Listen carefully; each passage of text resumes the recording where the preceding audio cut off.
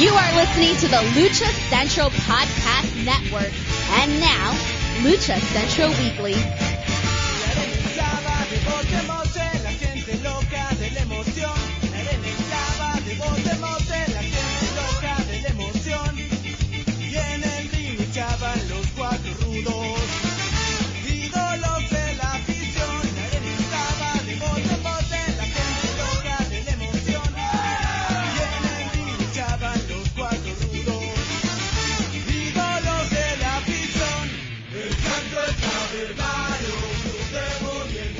Hello and welcome to another edition of the Lucha Central Weekly podcast. This is the podcast that lets you know all of the latest happening in the world of Lucha Libre. Each week our team discusses news and events from this past week as well as preview the week ahead, covering Mexico-based promotions and top independents along with luchador-related news from throughout the United States. The Lucha Central Weekly podcast is part of the Lucha Central Podcast Network on luchacentral.com. This podcast and others from the network are also available on all major podcast streaming platforms, including Spotify, iTunes, Google Play, iHeartRadio, Podbase, Speaker, and more. My name is Miranda Morales, and I'm one of the co-hosts of the Lucha Central Weekly podcast, and let's bring in the rest of this team. Introducing first, he is the dashing one, Mr. Dusty Murphy. Dusty, how are you? Oh, I'm doing fantastic. How are you doing, Miranda? I am doing well. It is fall season coming up. The weather is getting cooler. It's getting a little darker out here sooner. Yeah, so, me too. A change of the seasons. But you know what always stays kind of the same? Wrestling. Lucha Libre. And well, yes. And we can't discuss this week or any week without the third member of this trio. And that's who? Who? It's the one and only Brandan Barr. That's who. Hey, it may stay the same, but at the same time, it's always wild, different, and chaotic. So, like, yeah. Is that, you know, it's always evolving. Yeah, you can count on it to be unpredictable, no matter how. Even the WWE in its current state is still somewhat unpredictable. Look, as we talked about offline earlier this week, that we are going to start planning our end of year casts. And that includes our end-of-year awards. And that makes me think, you know, if we were talking to ourselves late last year, early this year, with what we know now, we would definitely not believe ourselves if we were to, hear the stories and tell ourselves, guess what happened this year? We wouldn't have believed it. So I think that's a sign of how much there's definitely things change. A lot of things stay the same, but there's this year in particular is a wild card. So many unpredictable things have happened. But, you know, it's still a beautiful time to be a wrestling fan. We are going to get into that this week, especially our lineup. Our order has changed, as you know. We kind of change the order in which we talk about things based off of what's big news, almost also kind of rewarding promotions for their Lucha Libre content. And this week, I don't know if you'll be able to predict the lineup that we have, but all of it is great and relevant and informative. So we have a show for you. But before we get to that, we wanted to honor this week in particular. We had a very special day earlier. Actually, September 21st was a national holiday in Mexico. And that was Día Nacional de la Lucha Libre, or National Lucha Libre Day, which is, again, one of the beautiful things about Lucha Libre is how it is viewed in Mexico and is just beyond sports entertainment. It is a sport. It is part of the culture. It is ingrained within the communities and the states. And so it's just something that is so unique to Lucha Libre that we had to talk about it this week. Indeed. Yeah, it's incredible how they embrace it there. You'd never see a pro wrestling day be embraced so widely in America. Like, it's just a different thing. But culturally, Lucha Libre, it's like, this is our thing. We're proud of them. We're proud of this. And it makes it feel so important and gives it that kind of historical gravity. Mm-hmm. Yes. A little background information about Dia Nacional de Lucha Libre. This was officially made a holiday back in 2016. So it's not an old holiday by any means, but it was made official back in 2016. And it was introduced by Jesus Calacias. Who was a representative of Jalisco, and at the time when this was presented, and apparently it was a pet project that Braza de Oro had been working on, and he was very instrumental in it. With the backing of CMLL.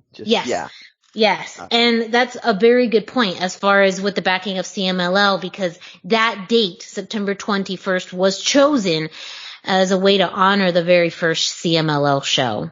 That was held in 1933. So it was reintroduced in 2016. It was made legal as like a law. Now you have to celebrate it in 2019. So. I did not know that. Yeah. I mean, I might be exaggerating a little. On your case. Yeah. I might be exaggerating a little bit on how much influence the law has. But yeah, when I was researching it, I found that it was passed into law in 2019. Yeah, that I did not know. And hey, I'd love to celebrate. I'd have to celebrate Dia de Lucha Libre. You know, I mean, that sounds like a good day to me. That means you could tell your boss, I'm sorry, I can't. I'm watching Lucha on that day. And they can't stop you, right? Like that's how I read that. But it's a beautiful thing in the world of Lucha Libre, and especially in Mexico, that you have a day dedicated to Lucha Libre and the art and sport of pro wrestling there. And we talk a lot about this, but yeah, it's the art of the sport. They treat it like a sport, but they also recognize the entertainment value of it, and that's what kind of makes the Mexican version of professional wrestling so unique and so captivating to fans like us, is that there's just this very different energy. When my first show, I'm sat in the second row next to a grandma and the two kids that are there, and anybody who's seen the Angry Abuela at a Lucha Libre match being highlighted, that was the one I was sitting next to. So, you know, she was tearing into every single one of the Rudos, and the kids were giggling at her because they probably only got to see her behave, you know, like that at Lucha shows, and she was having a good time. The kids were having a good time. It was, you know, it's fantastic. But it's, to what you said, Miranda, you just when I went to my first, I'm not going to say the company. When I went to my first American show, the older people that were sitting next to me were already kind of jaded and cynical about the whole process, and were kind of more there to, I don't want to say to actively ruin the show for me, but that kind of is how it came off to me as a kid. Like they were, oh, don't worry about it, this'll happen, and you know, they were telling me watch this stuff, and it was, you know, very different, like how they wanted to pick at it. It was, I don't know how to describe it better at this point. Mm-hmm. But it's an awesome thing, and I think that's what makes just being a fan of Lucha Libre that much special. The fact that it is just viewed and recognized so differently in Mexico. Mm-hmm. One of the things about even just researching it is there's a great article by ESPN Mexico about the origins of this day and the history. And, you know, ESPN Mexico was, you know, in correlation with Lucha Libre way before WWE had a relationship with ESPN in the States. So, I mean, that also helps set that precedence where the communities and the media has viewed Lucha Libre as a sport, but also as a pop culture, you know, ingrained in pop culture for a long time. We've talked about it on Chair Shot Radio about Lucha Libre in media, in movies and in television, the way that luchadors are viewed. You know, it's very different, and just the way that it's talked about in this ESPN article also helps create that bigger picture of how lucha libre is valued within Mexico. It's always cool to read articles about wrestling, but yeah, like this one was super, super interesting because it highlighted those differences for me. Yeah. Well, go ahead and check out ESPN Mexico for that article on Día Nacional de la Lucha Libre. There's lots of other articles, a lot of them in Spanish. But if you also want to Google Lucha Libre Day or Day of Lucha Libre, you'll also find some U.S. articles with some information on that. But we got a whole show to go with you. So, in order to do that, we start off the way that we always do, and that's with the road back to shows with Brendan. That's right. Also, just on that, you can do, since I'm the guy with the really bad Spanish here, you can always do what I do and just plug the website into Google Translate, and it will give you a not so great translation, but it will give you something.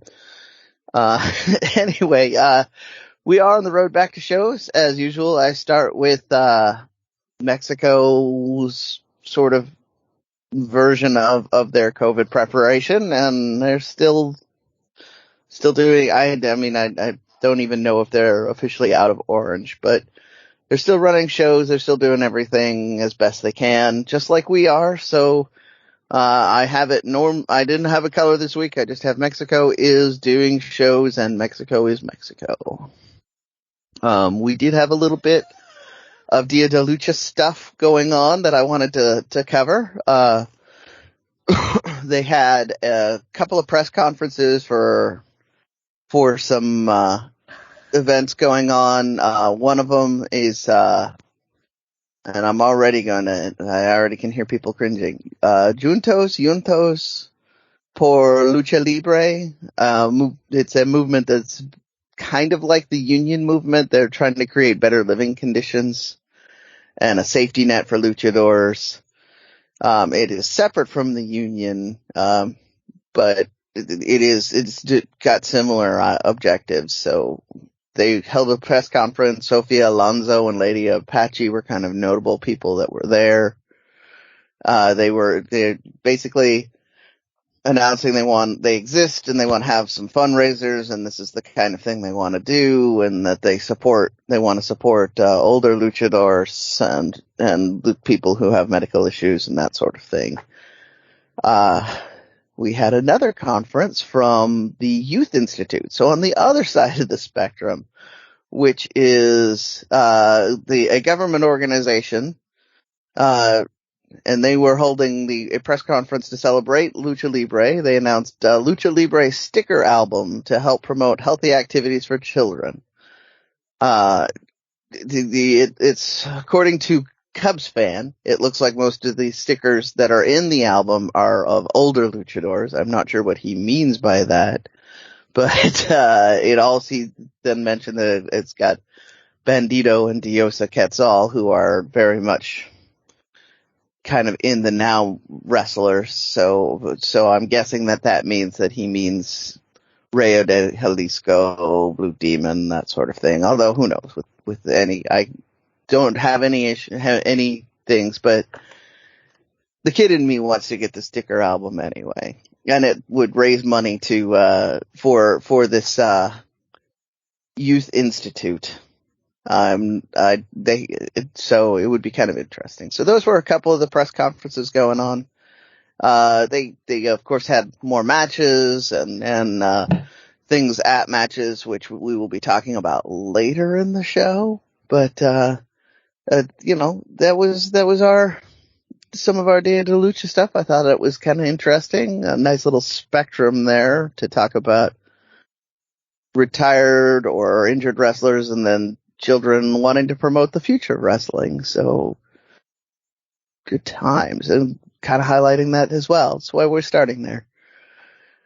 In other news, they announced, All Japan announced that they were holding a tag league on November 13th to November 28th. There will be 16 teams broken into 4 blocks. So if you're familiar with how All Japan does tournaments, they have Each of the 4 blocks will have kind of a round robin like you'll see in an Olympic event. And you get points awarded to you by wins, losses, and draws. The top points getter will win the league, and then at this point, because it's a tournament, the top points getter moves into a separate series of matches with the top points getter from the other 3 divisions, and then they determine a winner. And the reason all of this is being brought up is because the tag team of Super Crazy and Tajiri was announced for this tournament. So now I got to figure out how to watch All Japan matches. I haven't watched All Japan since the 90s. It's been a while for me too. Yeah. There's a lot of really great names if you're into the Japanese scene. You will recognize a lot of these names and be really excited. For the Lucha fans out there, Super Crazy and Tajiri are pretty much it. But if you're gonna only have one team, that's a heck of a team to have. And then, I've got another story about I'm gonna have to give you a little bit of history. We talked last week about the co-branded Big Lucha ROH show down in Mexico. We will be giving you results for that in the ROH segment because it's largely an ROH show as far as our listeners are concerned. However, they made news kind of internationally for a different reason. They had a wrestler on there. I swore I was going to remember his name and not worry about it, but anyway, they had a wrestler on there, Travis Banks, there we go, who was kind of blacklisted during the Me Too movement. And that made a lot of waves. And so Bandito had to go into social media and apologize for that. So what he is saying happened is that Travis Banks showed up and asked to work. And he didn't have any idea that was even the case. Miranda, I believe you said that the bookers probably took a little more responsibility for what actually happened there, because he's the promoter, not the head booker. And that was just my theory about it. Yeah. The way that his kind of apology made it sound, and also I don't know again where Bandito was in this, if he was physically there or not, but I think in a lot of wrestling promotions you have maybe the promoter, but then you have people who work with the promoter or even under the promoter to then book the matches or help run different aspects of the show. So it could be very possible, and this is just my thought, is that there may have been other people there who kind of brought him in or let him work without, Bandito knowing. That's just a guess. That's not any fact or anything, but in kind of thinking about how this could have happened, that, it is very possible that he probably didn't know he was even on the show until after the fact. Yeah, and another theory that people have talked about is that he and Bandito worked together on Progress. And Bandito probably hasn't been keeping a close eye on his career or what's been going on. So even if he did know, he probably wasn't aware of all the nuances of letting this guy in the front door. Yeah.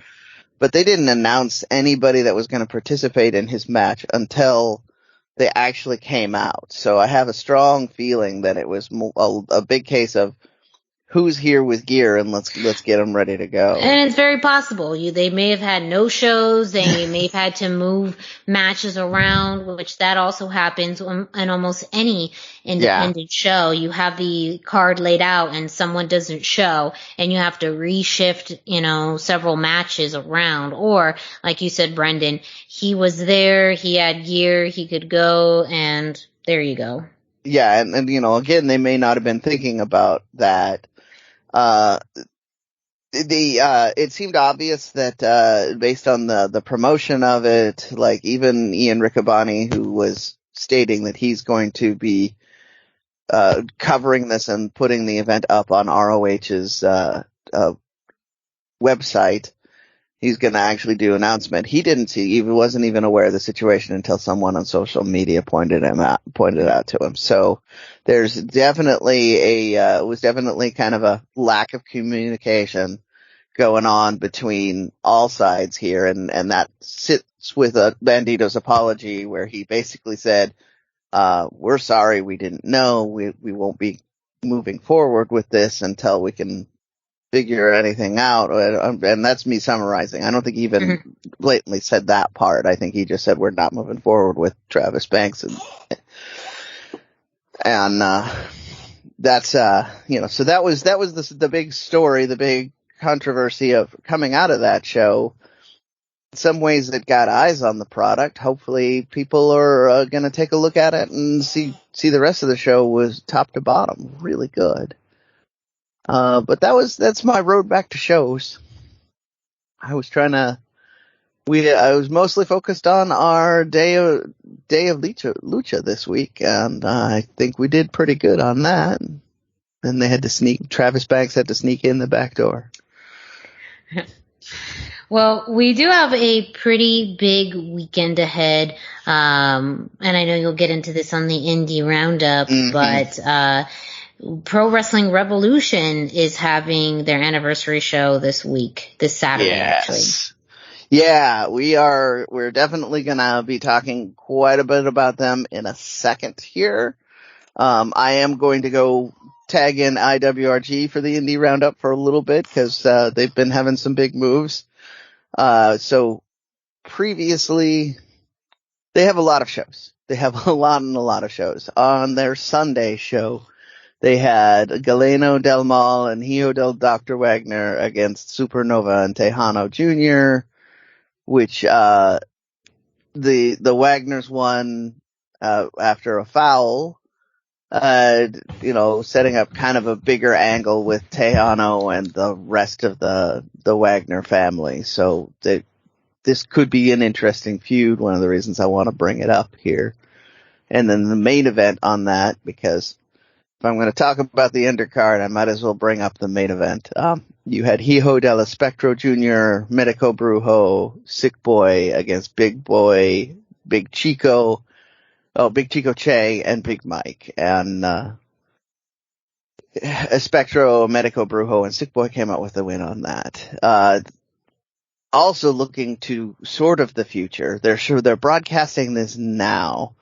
IWRG is doing a card where they have the main event features Mexico versus Canada. And so I am particularly interested in this. I'm going to give you the rundown of the card, the main event card here.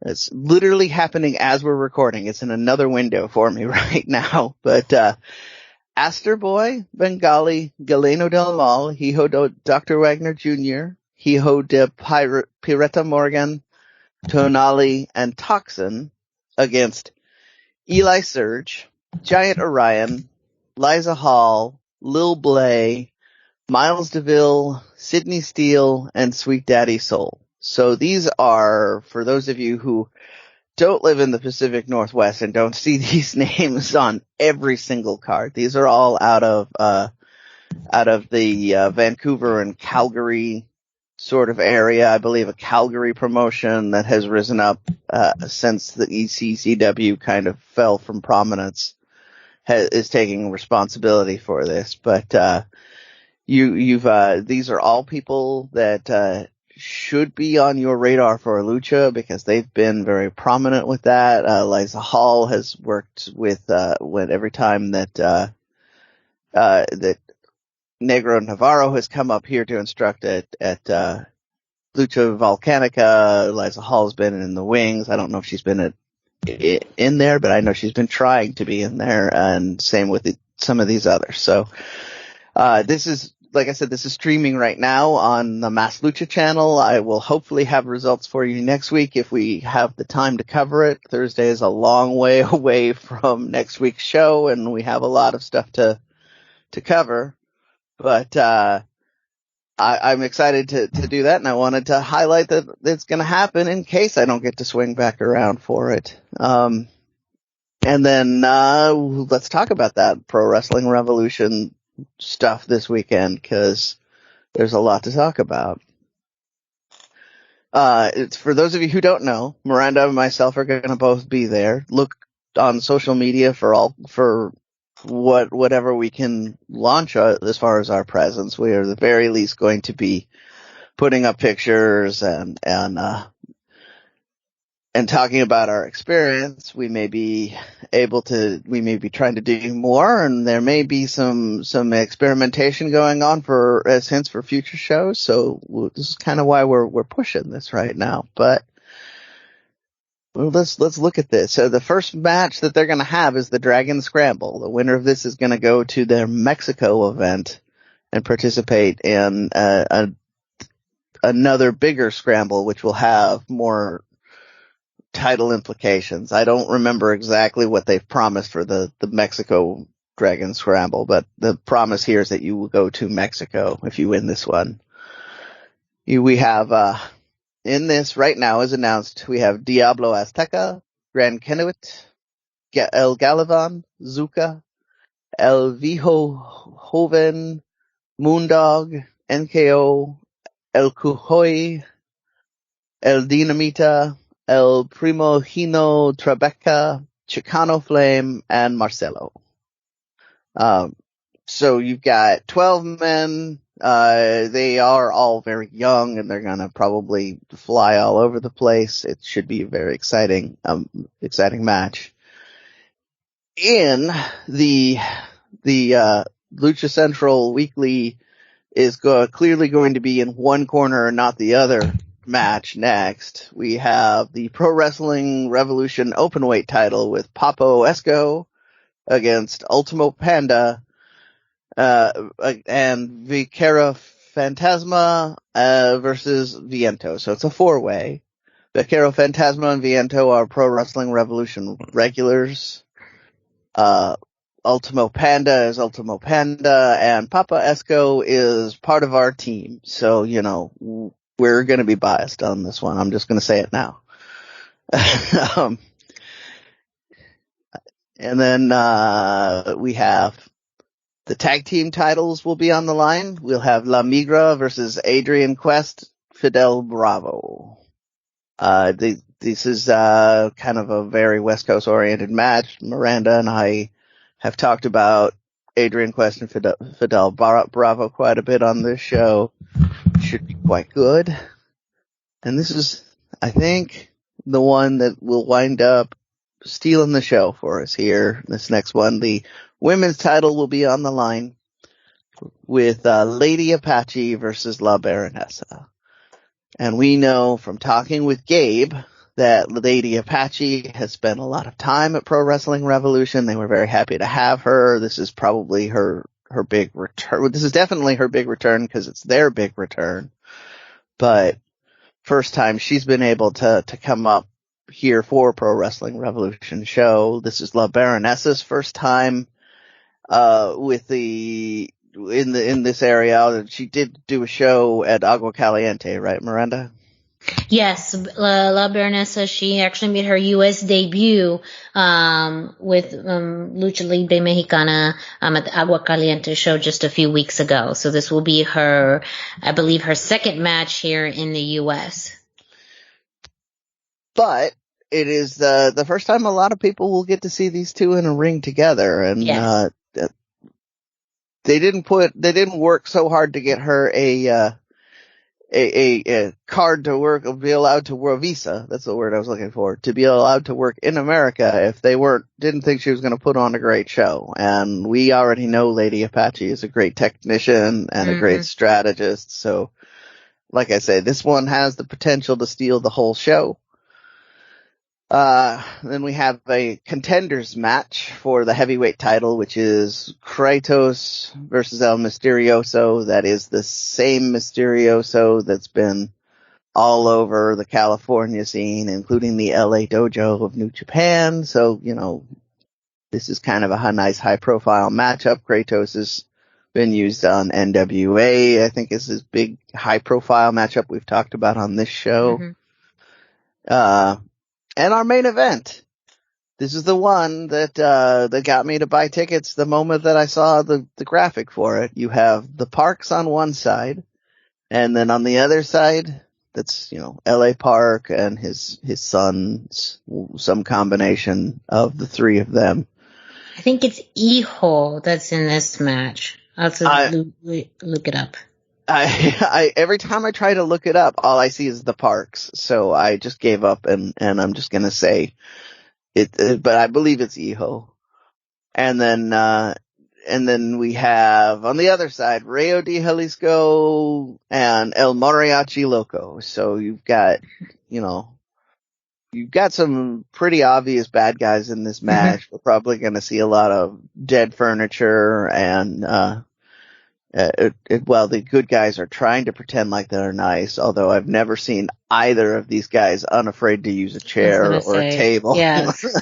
Yeah, I can't confirm it is Hijo de LA Park and LA Park, that will team up together. And this is from Pro Wrestling Revolution's Facebook page, that they've posted all of these on, social media as far as these lineups. Okay. But any combination was exciting to me. To be honest, yeah. So. Yeah. I mean, it's going to be impressive. Word is it's going to have a great attendance. I was just briefly talking with Gabe earlier this week, about the show, and, tickets, I believe, they're very close to capacity. This was just 3 days ago. So for those of you, who are listening, who may be in the area, by the time you hear this, they may be sold out, or they still may have tickets available. But it is, going to be just a fantastic show, for Pro Wrestling Revolution. And did either of you have any comments? I know I was kind of blazing through this. Any of these matches stand out to any of you? Dusty, I know you're going to do your best to at least pick up on the results. Yeah, I wish I could be there and join you guys. Like, that's the main thing for me is that I feel like I'm missing out here. But yeah, my work is crazy right now, and I just wouldn't be able to join you guys. But yeah, that was my main takeaway is that I have like show envy. No one match stood out. Just the whole thing. Yeah. I was gonna say though, I share Dusty's excitement of it. The whole thing gets me really excited. I think the scramble is going to be great. Just because Lucha Libre scrambles are always something very entertaining and fast paced. It's gotta be really. That's the one I'm looking forward to. Of course, Baronessa and Lady Apache, that one too. Just seeing Baronessa recently in her match, she had a great showing, and being able to face one of the legends, in Lady Apache, that is going to be really fantastic. But all of it, there's something in every match that gets me excited to be there. I'm very interested to see what the crowd is like. How many of them are dedicated Lucha Libre fans? How many will be brand new? Those will all be things that will be very interesting to me. So I have to, even though I'm going to be there, I agree with Dusty. A lot of this I'm just really excited for. I can't just pinpoint one thing that I'm very interested in. The whole thing I'm really excited for. That's kind of where I'm at. Like, I had to find some ways to explain my excitement for each of these matches. But, they're all super interesting to me. I'm, very excited to see where we go, what's going to happen with this. I can promise you that the Pro Wrestling Revolution crowd is going to be hot. They've got a very dedicated fan base. Gabe mentioned that when we interviewed him, as well. So there will be some new people, I'm sure, because he's also mentioned that they're family friendly. They advertise in like community centers and other places in the areas, and they get new people.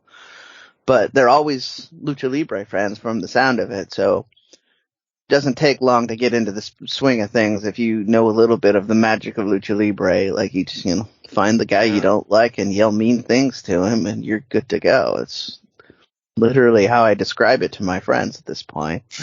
And it's a super, super rare chance to see Rayo de Jalisco in America. Like, he just doesn't make it up here that often anymore. And so, like, yeah. That's a good moment. Yeah, I'm jealous. The entrance alone is worth it to me. Just the entrance of him and Mariachi Loco alone will be spectacular. Oh, it's going to be amazing. Yeah. I may lose my mind on social media around that point, just saying. But that's I wanted to take a little time to focus on that. I snuck, normally we would do a preview in the Road 2 shows, but I really wanted to make sure we had time, so I snuck that in here. As I mentioned, Miranda and I will both be there. Dusty will maybe be there virtually. We're going to work on doing stuff, and hopefully we have a few surprises for you coming from this show. But that is my road back to shows and my indie roundup. Thank you, Brendan, for the road back to shows and the indie roundup. Up next, as we do always, we're going to kick it to Denise Salcedo, who brings us this week's Lucha Central.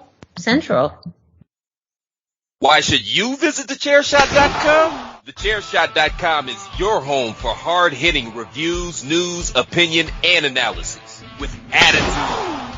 Why? Because you're smarter than the average fan. Thechairshot.com. Always use your head. Hey everyone, it's Denise Salcedo here in Lucha Central with a reminder of where and when to catch all of the great network content this week. Get the full lineup and listen to all of our shows in the podcast network section of luchacentral.com. On Tuesdays, Mass, Mats, and Mayhem takes you inside the world of Lucha Underground as they take you weekly through the series with the benefit of hindsight and the benefit of special guests from the groundbreaking series. Check out the premiere video stream every Tuesday at 2 p.m. Pacific, 5 p.m. Eastern on the Lucha Central YouTube channel and at luchacentral.com. Then listen to it on your favorite podcast platform every Wednesday. Tuesday nights live, it's WrestleBoss, where Fabi Chulo talks MMA and pro wrestling with special guests and listener call-ins. Visit WrestleBossLive.com Tuesday nights at 7 p.m. Pacific to listen live or call in with questions or download the show on podcast platforms on Wednesdays. Wednesday nights live on Facebook, it's Spanish show La Mesa de los Márgaros, giving you both the news and the cheese made from around the lucha world. Special guests and a whole lot of fun make it one of the most talked about shows in Mexico. Thursdays, it's straight out of the bodega with Papo Esco and PWR promoter Gabriel Ramirez as they have guests from throughout the wrestling world pull up to give an inside look into their careers. From indie standouts to television superstars, each week brings a new name and perspective. On Friday, it's your double dose of Lucha Central Weekly podcast, one in English y el otro en español. Lucha Central Weekly is where you'll find all the top stories of the week, both inside and out of the ring from Mexico and anywhere luchadores are in action across the globe. Be sure to subscribe and follow all your favorite Lucha Central Network series on your favorite podcast platforms, either by their own series name or subscribe to the Lucha Central Podcast Network show pages to get all of the shows in one easy feed. And please consider giving a rating to help more fans find the shows that you love. For now, this is Denise Salcedo signing off from Lucha Central. Have a great week. Lucha-Masks.com by Pro Wrestling Revolution, bringing you, in partnership with Masked Republic, the Lucha Brothers, as well as Japanese legend Ultimo Dragon. Go to lucha-masks.com and fight Lucha Strong with masks from your favorite Lucha legends and Pro Wrestling Revolution luchadores. Stay safe in style and represent your favorite luchador. Get yours now at lucha-masks.com, powered by Pro Wrestling Revolution. A big thank you to Denise Salcedo, who brings us this week's Lucha Central. letting you know what's happening throughout the Lucha Central Podcast Network. Up next, we haven't done this in a while, but here we are, first news item of the week, and that is WWE. What? I know. Shocking, I know, but here we are. So, Dusty, tell us, why are we talking about WWE, the very first news item of the week? Yeah, well, there's a lot going on. I mean, we've got many things. I'll start with some of the least good, and we'll build up as we go. But on SmackDown, we had Sami Zayn defeating Dominic Mysterio again. Sami Zayn won by a pinfall with the sunset flip for a finisher. Dominic and Sami work well enough together, but Sami's beaten him clean a few times now, and we've seen it enough that I feel like we don't need to see this again.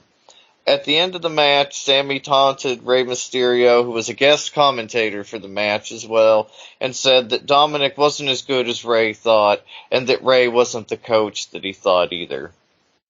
I don't really think either one of those things are true, but WWE definitely hasn't given us a chance to believe in Dominic or a reason to care about him as anything more than Rey Mysterio's son.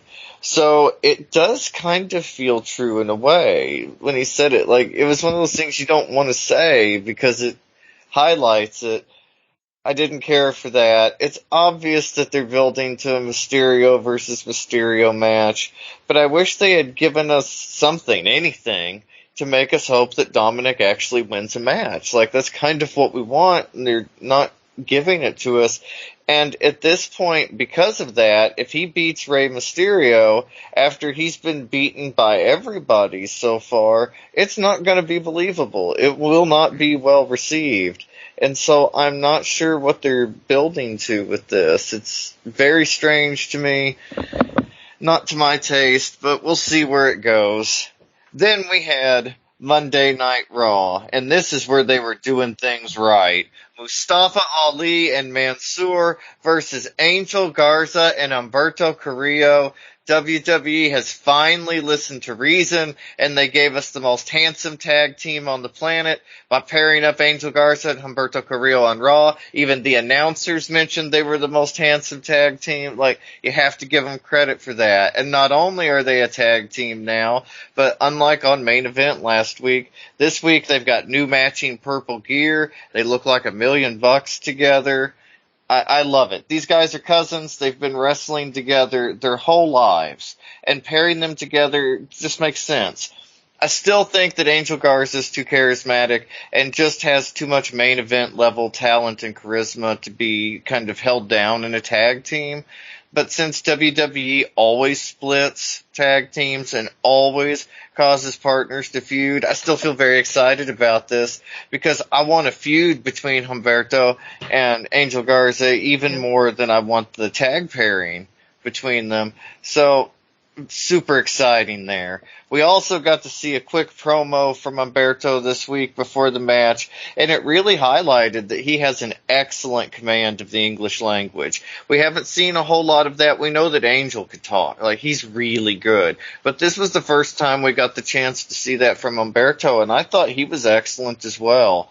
It's nice to see that. If WWE's highlighting them in a video clip, they're speaking great English, this is only positive for them because it helps that initial hurdle that WWE sees with kind of the luchador thing. So much positive going on there. And then the match itself, both teams looked so smooth and fluid, and I had assumed with the announcement and the upcoming Saudi Arabian show that this was to kind of build up Mansoor and make him look tough, but I was wrong, and I've never been more happy to be wrong about WWE. As we got to see Angel and Humberto consistently try to one-up and stay one step ahead of Mansoor and Mustafa, including the finish where Humberto put Ali in like a neck choke submission thing, and Garza comes flying out of nowhere with the drop kick. Humberto rolls him over for the easy win. 2 minutes, 47 seconds. It was so good. And if this is what WWE is doing to gain fans, they've hit upon a big win here, because this is what at least I want to see them doing. A lot more people want to just see good wrestling. That's why AEW has more of a wrestling presence, and WWE has more of a story presence. It's a different thing, and this is kind of, I think, where they need to go. Maybe a longer match. We would have seen a longer match on main event, but still, I'll take what we can get. And they were on Raw this week, so that's a big positive. And I have only good things to say about Raw, and that is rare. Yes, that's why I had to tease that. I think as soon as we heard that Humberto and Angel were officially a tag team, it was like finally, after so many times we've done this show and have vocalized, this underutilization of both Humberto and Angel, the fact that they turned it around like they have is, really a miracle. It is, and I'm going to temper it with my normal cynicism about the WWE. We will revisit this topic in 3 weeks, because that was their trend through all of 2020, was let's try something. They would give it almost exactly 3 weeks, and then it would disappear. It's true. But at the same time, I am actually allowing myself I allowed myself to be optimistic every single time they teased, anything with Angel Garza or Humberto over 2020. Like, we always were like, this is great, please give us more of this, and then we would get sad. But, I'm still there. I'm still wanting to this to be the time that it's not true. So, and to your point, Dusty, I had the same thoughts about the tag team. Like, well, they always break up the tag teams, but I've never wanted to see one of my guys go through the barbershop window so bad. Yeah, exactly. I guess I want the Angel Garza to win, but I don't even know that I necessarily have a preference, because if it launches, I feel like Angel Garza is already there. Like, all he needs is the right feud, and he's there. He's an instant main level guy. But if Humberto wins, it could really elevate him in a way too, because I feel like even at the level they're at now, beating Angel Garza would be quite a feather in his cap. It's we've seen him paired with Andrade, and so there's a lot going on there with Angel that kind of makes him more than just the average tag team guy. There's just so much they could do with it, and every outcome to me that way is positive, as long as they stick with it for more than 3 weeks. Brenda's absolutely right. If they don't stick with it for 3 weeks, they stick with it for 3 months. Yeah, there's some things we see over and over. Just I'll fantasy book, because I've been thinking about this since you told me about this tag team. You are absolutely correct. Garza does not need more of the push, but at the same time, he is the better heel of the two. So, absolutely. He's the one that is going to get the big initial heat out of the two if the two break up. He's the one that needs to, and I'm going to keep referencing it, super kick his partner through the barbershop window, whatever they decide to do, right? But he doesn't have to win the blow off match at that point. You're correct. You can have it where Humberto wins the blow-off match to that feud, because Angel will still be a mega over-the-top heel, and now Angel is in a position to be a babyface that can do something bigger. So, yeah. Well, and he's got an actual baby face. Like, he's got such a natural face. His actual face is great for a Technico, a baby face. He's just got the look, and I love it. He's gonna do big things, and I'm excited that he's finally getting that chance. All along I felt like if they just gave him a chance, that they would really click, and so I'm hoping that this clicked. It was easily one of the best matches on the show for me. Hopefully Vince thought the same, so we'll keep seeing it. But one show that Vince may not watch, because it is always good, is Main Event. And this week we had first match was Cedric Alexander against Lince Dorado. It was easily the best of the two matches on the show. And it was also the very first matchup between Cedric and Lince, which, makes it a really cool match for us fans too. Just a more rare and interesting match. Lince came out in his Santos silver gear. He looked like $1 million. They went back and forth early, but before long, Lince was in charge. He had a really cool Hurricane Rana on the apron, and just a great match. Fantastic work between the two of them. Lince has the finest moonsault and the finest shooting star press in WWE, but unfortunately Cedric hit the lumbar check and got the pin and the win after Lince hit a super kick and was on his way to a handspring. So we didn't get to see Lince win this week, but it was still a damn fine match, and it is exactly the kind of thing that makes me so excited about main event each week. I did not write down the time for this one, but it was roughly 7 minutes, and that's what I said about Garza and Humberto on Raw. They didn't get much time to do their thing. You get more time on main event, but it's nice to see these pairings. Crazy to me. Mm-hmm. It's a 3-hour show. Yeah. And they can only do, 2 minutes and 47 seconds, but Cedric Alexander versus Lince can go 7 minutes on main event, which is like a 35-minute show. It's wild. They have more time set aside for actual wrestling back here. They do. Yes. Yeah. And more of the 205 cruiserweight style, the lucha style. We've been seeing a lot more of that, like that. We also, our second match of the night, or the show, I guess, was Karrion Kross against Ricochet. This wasn't the usual Karrion Kross squash match that we've kind of come to expect on Raw. And I was really excited to see these two, because they're both Lucha Underground alumni. We've seen a lot of awesome stuff from both of them.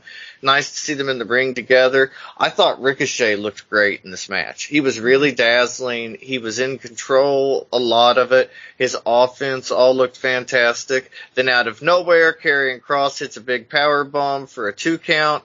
Then he gets the cross jacket, and he picked up the win. It was very abrupt, and it just did not feel genuine to me. I feel like it's a very big mistake to have somebody take that kind of amazing offense for several minutes and then no-sell it and hit their finisher for the win. And we've seen what Karrion can do, so I don't know why the main roster is kind of limiting him in this way. And it's a not Hulk Hogan finish, by the way, so that's why you write a finish like that. That is, for those of you who couldn't put the two together for whatever reason, that's what Hulk Hogan did. He took 7 minutes of offense from the other guy, King Kong Bundy splashing him 18 times in the corner. And then he would Hulk out, hit a big move, and win. So it seems like the good news is Vince has a plan. Yeah. Bad news is that it's the same plan we've seen since the 80s. And I feel like that doesn't really work anymore. I mean, it doesn't make sense. Well, and not only that, but people loved Hulk Hogan. Nobody wanted to see Hulk Hogan lose. But honestly, the way Ricochet was wrestling, I wanted to see Ricochet win. I didn't necessarily want to see Karrion lose, but it just, it could have been more. I just wish he'd gotten more in. It wasn't bad in any way. It was a perfectly fine match, but there was nothing exciting about it or nothing great about it, and that was just disappointing to me, especially with the names involved. You'd hope for a little more of an exciting main event for main event, but they can't all be winners. Hopefully next week will be better. And again, I will keep covering main event as long as it's relevant and interesting like this. And if you guys like it, let us know and we'll, keep it in the lineup. But also this week, something that didn't happen on TV, we had Gran Metalik asking for his WWE release. Mas Luchas, Miguel Reducnino, reported that Metalik wanted his release from WWE. His deal was reportedly set to run through the end of 2023. He's been with WWE since 2016. He did the Cruiserweight Classic, and then he joined NXT. He hit the main roster and joined Lucha House Party in 2017.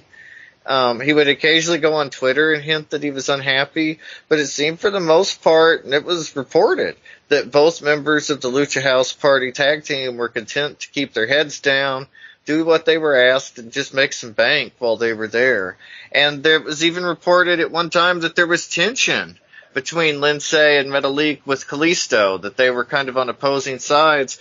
Both Metalik and Lindsay were kind of upset when Kalisto spoke up about how they were being used and that he wanted to blow off the thing in a triple threat, to see who the winner was and break up Lucha House Party. They didn't want to do that. They thought he was messing with their paycheck. And it eventually saw Kalisto released shortly thereafter. And we haven't even seen him since, really. Like, I don't know where Kalisto's at. We haven't seen anything. But Dorado and Metalik, they were still working tag matches last week on Main Event. But it's been, quite some time since we've seen anything real impressive from them.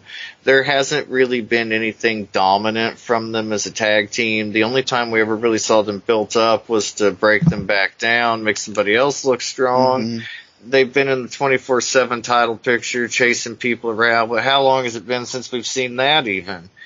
But yeah, Metalik hasn't really been presented as a serious threat to even the 205 title since right after the Cruiserweight Classic. So, I mean, there's more to this story. As other people, as you alluded to and other people pointed out, Metalik was in the middle of trying to relocate his family to the United States. He needed work stability. Yeah.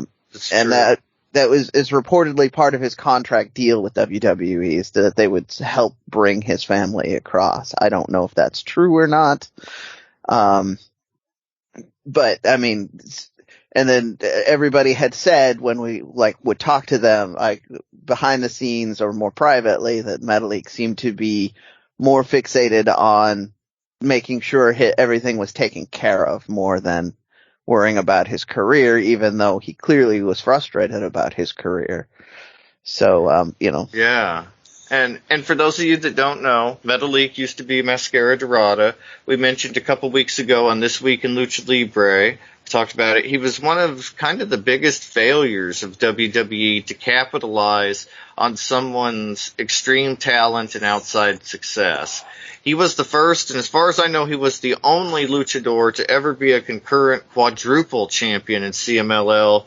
He held the Mexican National Trios Championship, the CMLL World Trios Championship, the CMLL World Super Lightweight Championship, and the CMLL World Welterweight Championship, all at the same time. I mean, this is somebody who was as strongly critically acclaimed as you could be.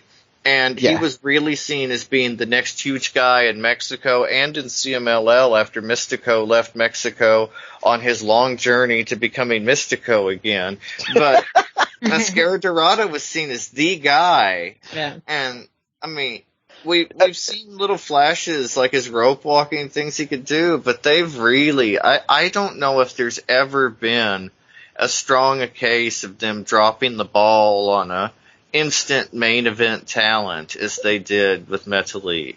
WWE likes their guys to work safe, and there's good reasons for that, because Caristico/Mystico didn't work safe the whole time he was in WWE and spent a lot of the early half of his career injured. So, I mean, sure, some of it is Sheamus's fault, but even still, the mentality is there, and they always like to work safe, even on the big guys. That's why you only saw King Kong Bundy doing splashes on Hogan, because bigger, more powerful moves were too risky to do. Yeah, you can't injure the talent that makes the most money. Right. Yeah. So it'll be interesting to see what comes from Metalik. Hopefully, if he's unhappy and, airs that with WWE, maybe giving the current arrangement with things in AEW, maybe they would give him a stronger push. Maybe he could go back to NXT. I thought about this one too. AEW's a fine choice. Miranda, you're gonna love me on this one. I think he needs to go to Impact. He should. He'd be a huge deal there. Instant. Right? Yeah. I mean, huge deal. That's exactly it. He would have the splash he needed. He'd have the exposure he needed. He'd also have the steady work he needed. I think that is the best fit for him. Yeah, I agree. I mean, that is an excellent choice. Hopefully we'll see him there. And they have a great history with luchadors in the main event, too, especially compared to WWE, where really we've only seen Eddie and Rey Mysterio in the main event. And so, yeah, I look forward to that. We'll keep you posted on all the news with MetaLeague and WWE next week. And in the meantime, you can go to luchacentral.com. There's all kinds of reviews, rundowns, previews, everything else, videos, you name it. And that's at luchacentral.com.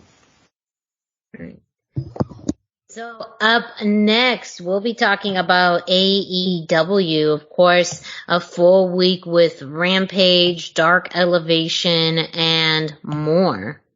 Yeah, almost everything except Dynamite had some Lucha content on offering this week. On the September the 17th episode of Rampage, we had the Lucha Bros defeating Butcher and Blade in a tag team title match.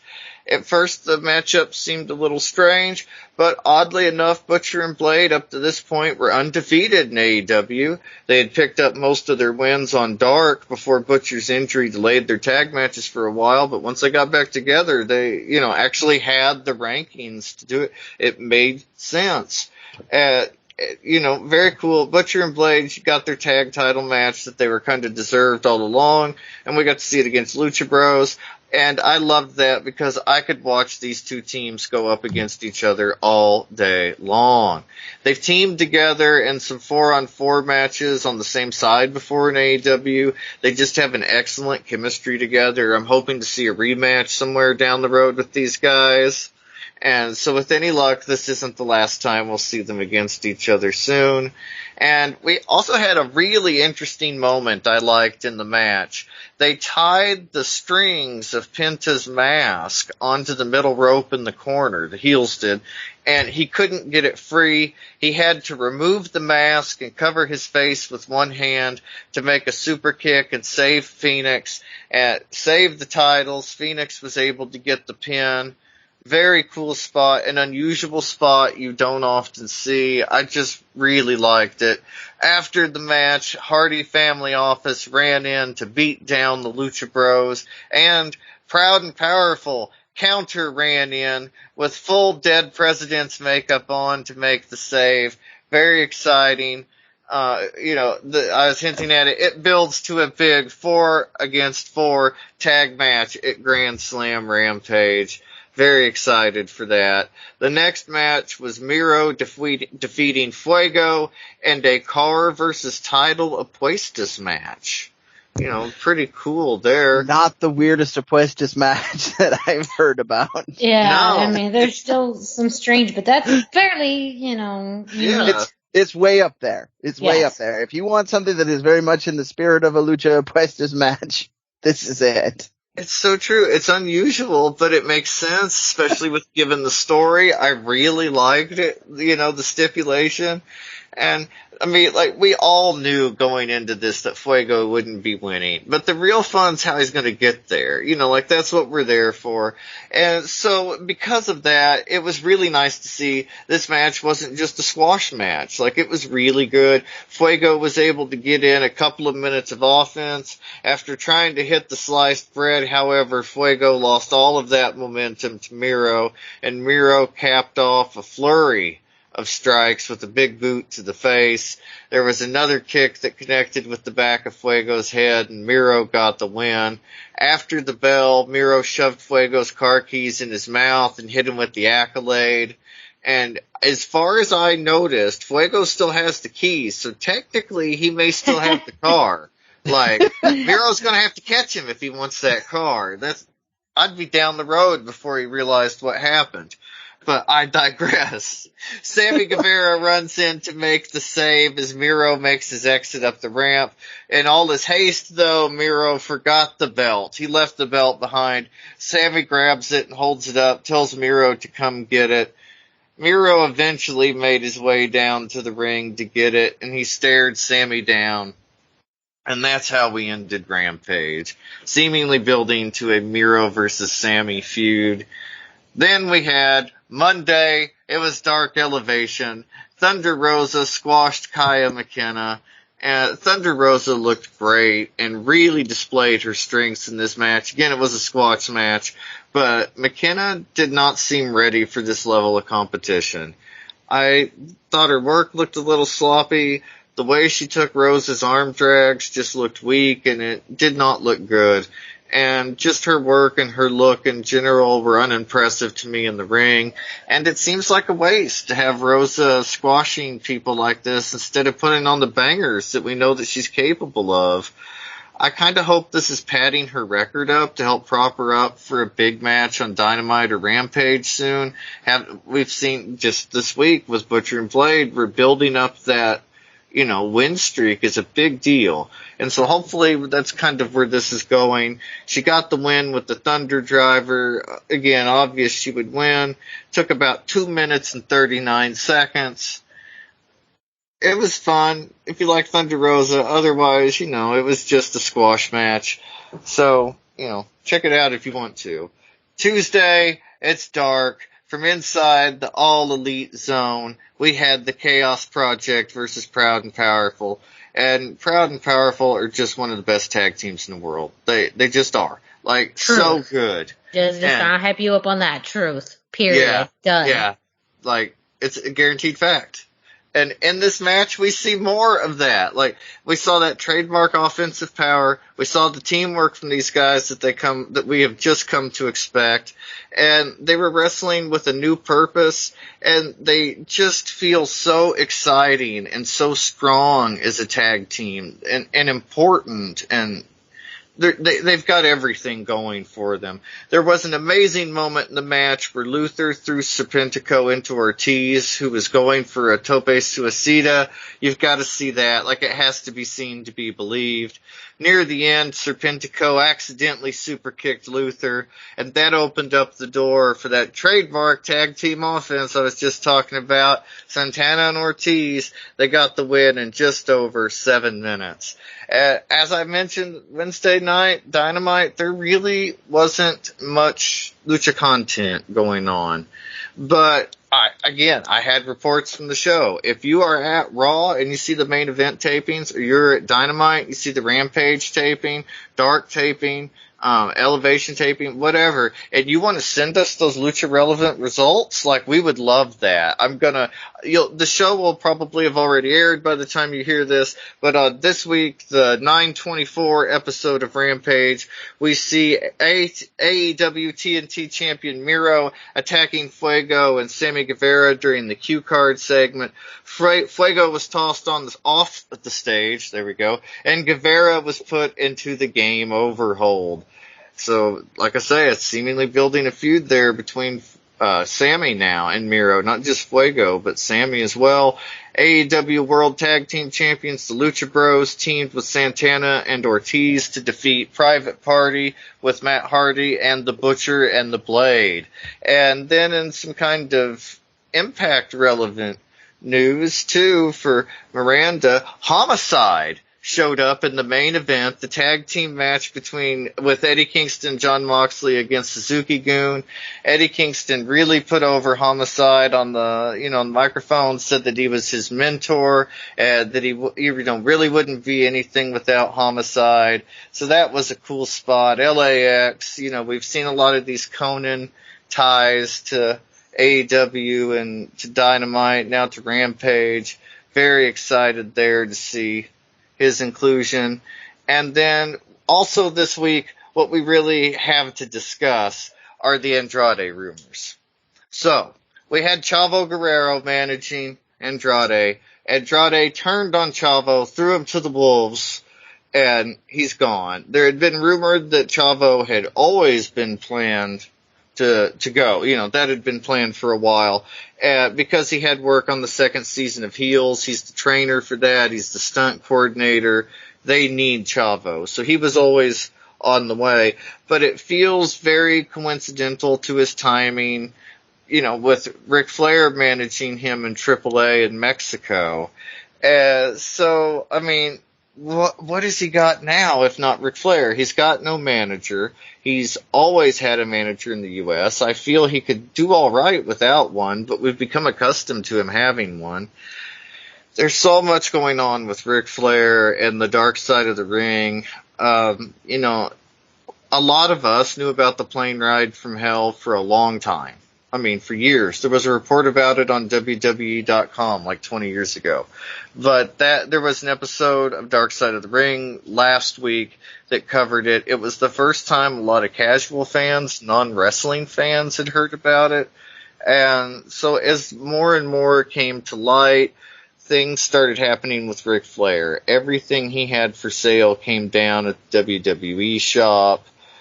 He was taken out of the WWE intro and replaced with Ultimate Warrior, which, make of that what you will. Yeah. History has a weird way of happening. Let's just say that. But anyway. Yeah. And so much going on. Ric Flair, so much critical acclaim for his appearance at Triple Mania. He got a little physical, putting the figure 4 on Conan. I mean, everybody loved it, and then this really derailed Ric Flair's thing, especially with Andrade, I feel. They took away his car commercials, everything's gone. I feel that it would be, even if AEW wanted to, it would be in poor taste right now to put Ric Flair on TV and act like nothing's wrong. Right. So I don't see that happening. I mean, at best, it would be in very poor taste. But what does this do for Andrade? Because he's constantly shuffling managers. First he had Vicky and then Chavo. He's only had 2 matches in AEW so far. Mm-hmm. And this, I think, may be the biggest instance of AEW dropping the ball with a ready-built star. Like everybody Go ahead. Second biggest instance, in my opinion. Sorry. They should have allowed him to win the AAA title. Like, that should have been, I feel that dropped the ball with him there, because now they're stuck. Because they can't, whatever it was they had planned, they can't do now, thanks to all of this. We know whether it was Ric Flair was going to be his manager, or he was going to be a big surprise at a pay-per-view match, it was going to be something. And now they don't have that, and so their wheels are spinning. Sorry, I just had to jump in there with that, but... But it's all related to Andrade. So I thought you were going to talk about maybe another star that they had kind of dropped the ball with. But it goes back to, I think, at the end of the day, that syndrome that they have with, oh, look at the nice shiny toy, right? Where they have the big person at the moment, they bring them in and make them a big deal for a few weeks or even a few months, and then they move on to the next. Yeah. And so... Yeah, I absolutely agree with you. He's in the Christian Cage spot now. Yes. Yes, that's exactly, and that's kind of the maybe that's still up for discussion because there's, room for improvement. But as much as now there's those big things about, how they brought in Sting and CM Punk and Adam Cole and Bryan Danielson and all that. There's also some people that they brought in that they kind of dropped the ball with. And you have now, the Brian Cages and Andrades in that category. Yeah.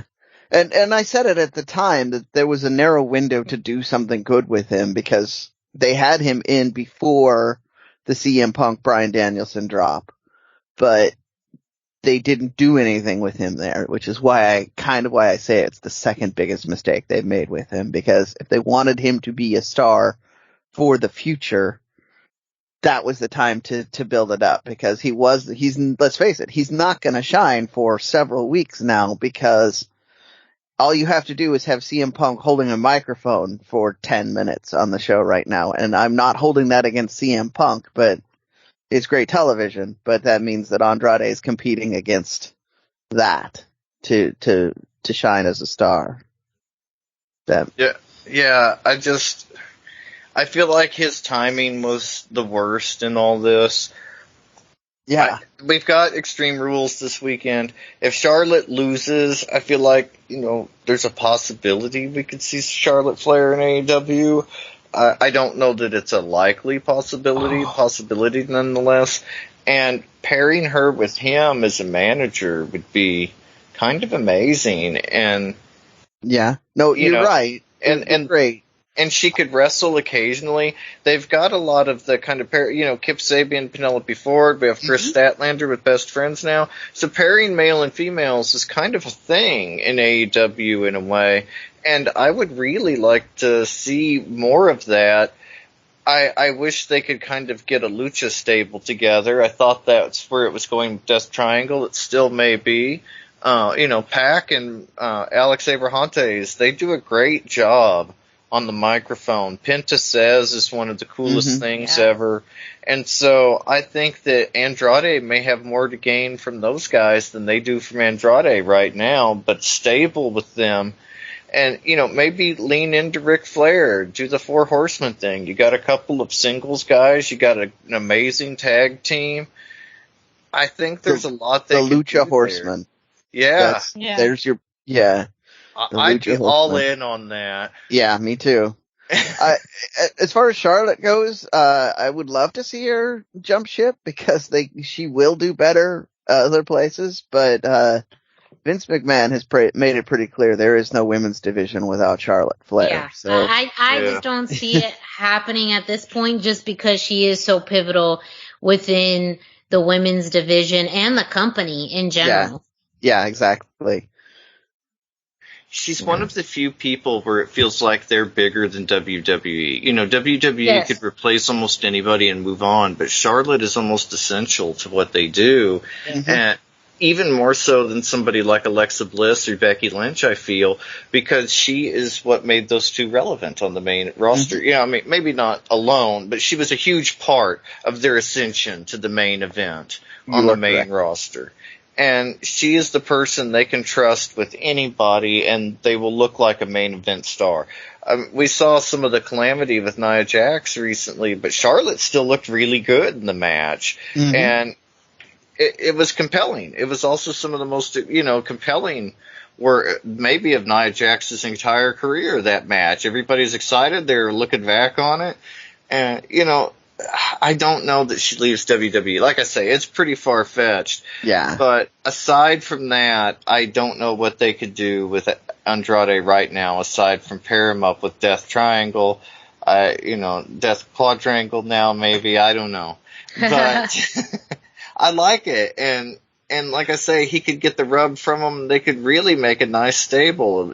Pac's not really a main event guy, but could be. Andrade should be a main event guy, but could mid-card very easily and be wildly impressive. We've got, the best tag team. Well, maybe Proud and Powerful giving a run for their money. So maybe the co-best tag team in AEW. And I think that's where the real money is for Andrade right now. And for fans, it would just be cool to have a Lucha stable. Even though Pac's not Lucha, it would be cool to have them together. And his English is great, and he can be the spokesman for the group.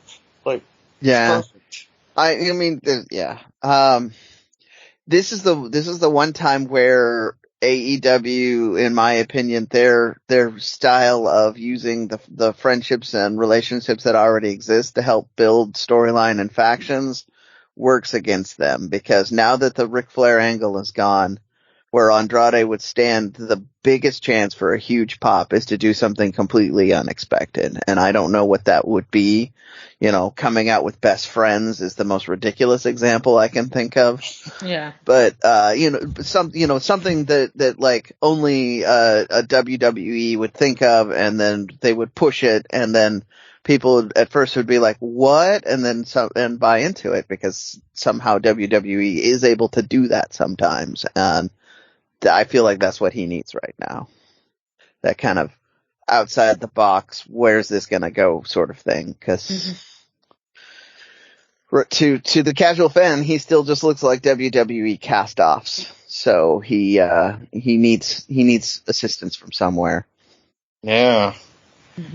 Well, for Andrade news, AEW news, all the AEW shows, check out luchacentral.com. We'll have reviews, news, videos and everything else you can imagine. And it's all at luchacentral.com. And now we're going to kick it to Miranda. She's got some exciting stuff going on with Impact Wrestling. Yes, I told you you wouldn't be able to predict the order of this week's show. Maybe Even we would have can't, been, because yes, one version maybe of my notes.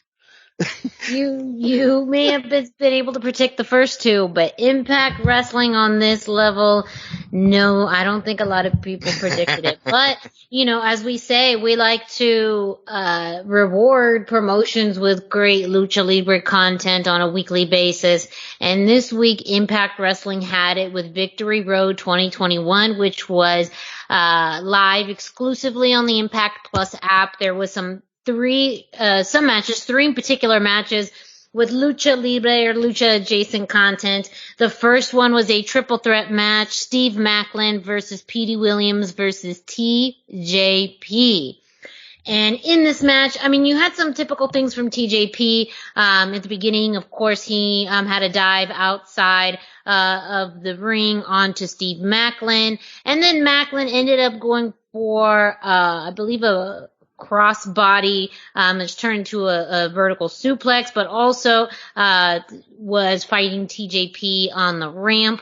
There was a great kind of just, maneuvering around the ring and kind of partnership between Petey Williams and TJP that seems to have some kind of mutual respect, with Steve Maclin being that odd guy out, that kind of rudo within the match. But Steve Maclin, fairly impressive. He ended up putting Petey Williams and TJP in a double tree of woe position, and really continue to capitalize on these opportunities throughout the match for some pinfalls. Towards the middle end of the match, you had all three men in the ring just laying into each other. And again, seeing that partnership or mutual respect between TJP and Petey Williams, again, where they were able to corner Steve Maclin, and hit him with some punches. But ultimately, towards the end of the match, you had TJP hitting the detonation kick on Steve Maclin, and then Petey Williams, though, ended up putting the Canadian Destroyer on TJP, and then Steve Maclin was able to capitalize on that and ended up putting his finishing maneuver on TJP for the win. So I don't know if we'll see maybe a TJP Petey Williams rivalry. I would be for that. Again, they've had this mutual respect, but once Petey Williams put TJP in the Canadian Destroyer, it seemed like all rules were out the door. Up next, and this is, I think, the most exciting part of the Victory Road as far as anyone who's a Lucha Libre fan, we had a 5-way scramble between Trey Miguel, Jake Something, John Schuyler, Black Taurus, and Laredo Kid. And so being able to put Black Taurus and Laredo Kid in the same match, if you have not seen the clips online, there is an amazing clip of Black Taurus and Laredo Kid having an amazing exchange in the ring, and that is just what you really need to see. But again, going back to the beginning of the match, they were able to team up. They started off by teaming up to send Jake Something outside of the ring, and essentially everyone outside of the ring, and that's how they got that opportunity to work together right in the middle of the ring.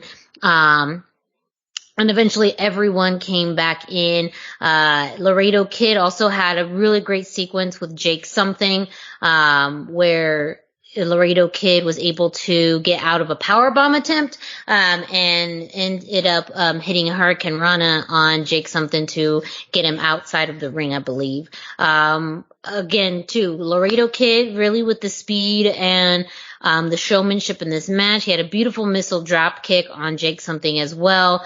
And then you had Trey Miguel and Laredo Kid trading off monkey flips. So you had Black Taurus with a big Samoan drop on John Skyler. I mean, a lot of action as I'm just reading off all of these moves. But at the end, you had Laredo Kid hitting the Laredo Fly, Spanish Fly on John Skyler to pick up the win. And I have a theory about what this all means in a little bit. I'm going to go into just the rest of the results for Victory Road, but to see Laredo Kid in this match, to see Black Taurus, that whole sequence, but everyone in this match, was, I think, a pleasant surprise. This wasn't announced prior to the show, but definitely one of the matches that really stole a show at Victory Road. It was actually a last-minute change, and thank goodness for a card is subject to change, so... Yes, this is one of the instances where card subject to change is a good thing. But we also had the Impact World Tag Team Championships defended. Current champions, the Good Brother, faced Rich Swann and Willie Mack. The match started off with Doc Gallows and Willie Mack. There's kind of two bigger tag mates or individuals from their respective tag teams.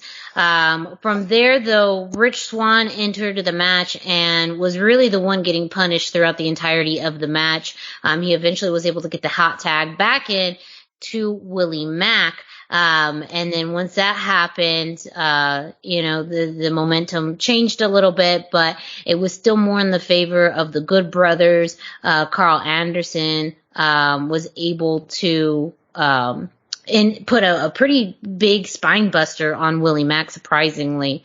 And then ultimately we did have the Good Brothers win the match with the Magic Killer, on Willie Mack. Even though at first he was able to turn it around with a neck breaker, after that they were able to, get Rich Swann out of the ring and set it up again on Willie Mack. So we do have your Impact World Tag Team Champions, the Good Brothers. An interesting thing about this too, and I'll get to it in a second, and this is where my theory pops in.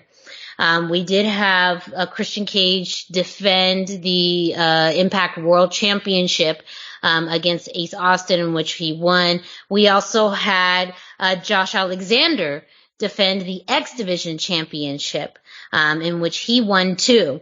At the end of Victory Road, we did get confirmation that Josh Alexander has decided to implement Option C, which is something, it's a little known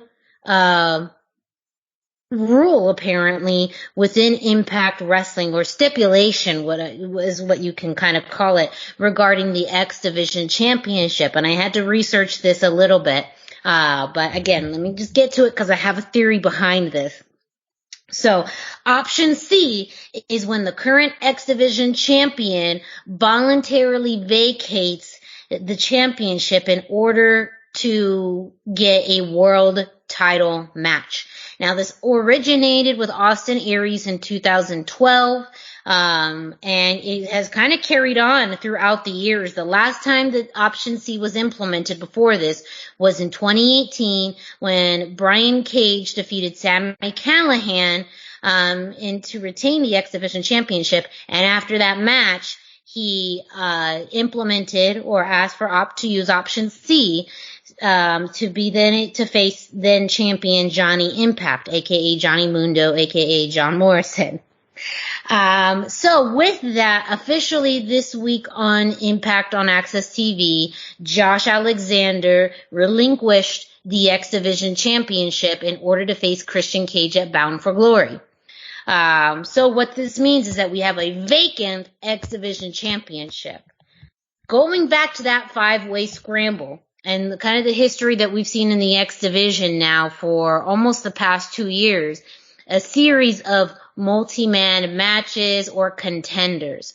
I have a feeling that they're setting up a lot of people within that scramble, if not within Impact, to be contenders for the X Division title. And I feel like with the wins Laredo Kid has had recently, his name is on the top of that list. Is this a strange conspiracy theory, guys, or do you think I'm onto something? No, you're totally onto something. That fits right into like TNA's kind of motif. the fact that option C is being brought back up kind of really says that they're going back to classic TNA kind of booking, which was a lot of multi-man matches in the X division. So, if they're looking at their history, that's a good place to look. It's what made the X division feel exciting and kind of frantic at times too. Anybody could win. I mean, you'd see some of the strangest guys. I think we saw Willie Mack. I'm pretty sure I remember Kevin Nash in an X Division multi-man match. And so you get some really fun, unusual stuff going on too when you do that, which I enjoy. Mm-hmm. Yeah, I just feel like, why would they be setting this up? But especially the Laredo Kid, who not only won that scramble, but this week on Before the Impact, they had the rubber match between him and John Skyler. Previously, last week on Impact on Access TV, we did have the rematch John Skyler versus Laredo Kid. In that match, John Skyler won, but that was primarily of doing some rudo tactics and trying to remove the mask off Laredo Kid. This week, Laredo Kid, you got a roll-up pin, and now, as commentary had played up, they're 2-1. I don't know if this is going to continue on with another series, but pretty much they've advertised this and talked about this as, the third match in their series. So the fact that Laredo Kid not only got the win in the scramble, but also seems to kind of cement that victory with his feud with John Skyler, I think puts him in a very good situation to be part of, a contendership for the X Division Championship, which would be awesome. Yes. I'm just going to throw this out into the universe because it's happened when I've done it before. You have that big multi-man match, and then you have whatever name he's using, Grand Metalik, show up at the end of it and challenge the winner. Yeah. Just take my money. Yeah. And again, I mean, we may have this for Bound for Glory coming up in a few weeks. Because again, the championship was vacated this week on Impact on Access TV. So it is officially up for grabs. I also do think this puts the championship in a good place to have Josh Alexander beat Christian Cage for it. It makes sense, when you use option C. And ultimately, I don't think we all expected to have Christian Cage in it for this long. And I think it would be awesome for Josh Alexander to win the world championship in this way. So, again, Josh Alexander versus Christian Cage isn't necessarily lucha content, but the implications of this absolutely could play out for the X division. Well, it puts the X division back in super prominence, which means they're going to try and grab people that are going to be eye-catching. So, yeah. And again, the booking of Laredo Kid on Impact over just the past 3 to 4 weeks has been really outstanding. So I mean, it puts things in a very positive spin for me, and the high hopes that I have personally about Laredo Kid's work in Impact Wrestling. Just a quick note about a few other matches this week on Impact on Access TV. Again, we are recording this while it's happening, so we don't have any match results right now, but just know that Rohit Raju faced Chelsea Green. And this feud, I just love it. Chelsea versus Rohit is fantastic, and again, a great utilization of what makes Impact unique with intergender wrestling. We also had Rich Swann and Willie Mack versus Brian Myers and VSK. So I don't know where the tag title contendership comes into play, but we are continuing to see Rich Swann and Willie Mack team up. Also made official this week, and just recently as we are recording this, Mickie James will challenge Deonna Purrazzo for the Knockouts Championship at Bound for Glory. It's just been posted up originally. Deonna refused, but Scott D'Amore kind of, I think, put his foot down and said, yes, this is going to happen. So, big things coming up on the road to Bound for Glory. And again, I'm going to be very excited to see maybe the match announcements and how they're going to handle the Exhibition Championship now that it's vacated. But Victory Road is available on the Impact Plus app if you want to watch it. And again, the clips of Black Taurus and Laredo Kid, I know are up in the internet, and you just seeing that sequence between them is a dream. So big congratulations to Impact Wrestling for finally pulling the trigger on that. Well, that is it for this week in Impact Wrestling. You know you're going to want to stay tuned to the Lucha Central Weekly podcast for more information on Impact on Access TV, the road to Bound for Glory, and much, much more. Stay tuned. I didn't even know about the homicide on AEW until Dusty mentioned it. I was going to say, I can't believe Homicide was the one to break through that forbidden door. I did not expect Homicide to be the one to do it, but it makes perfect sense.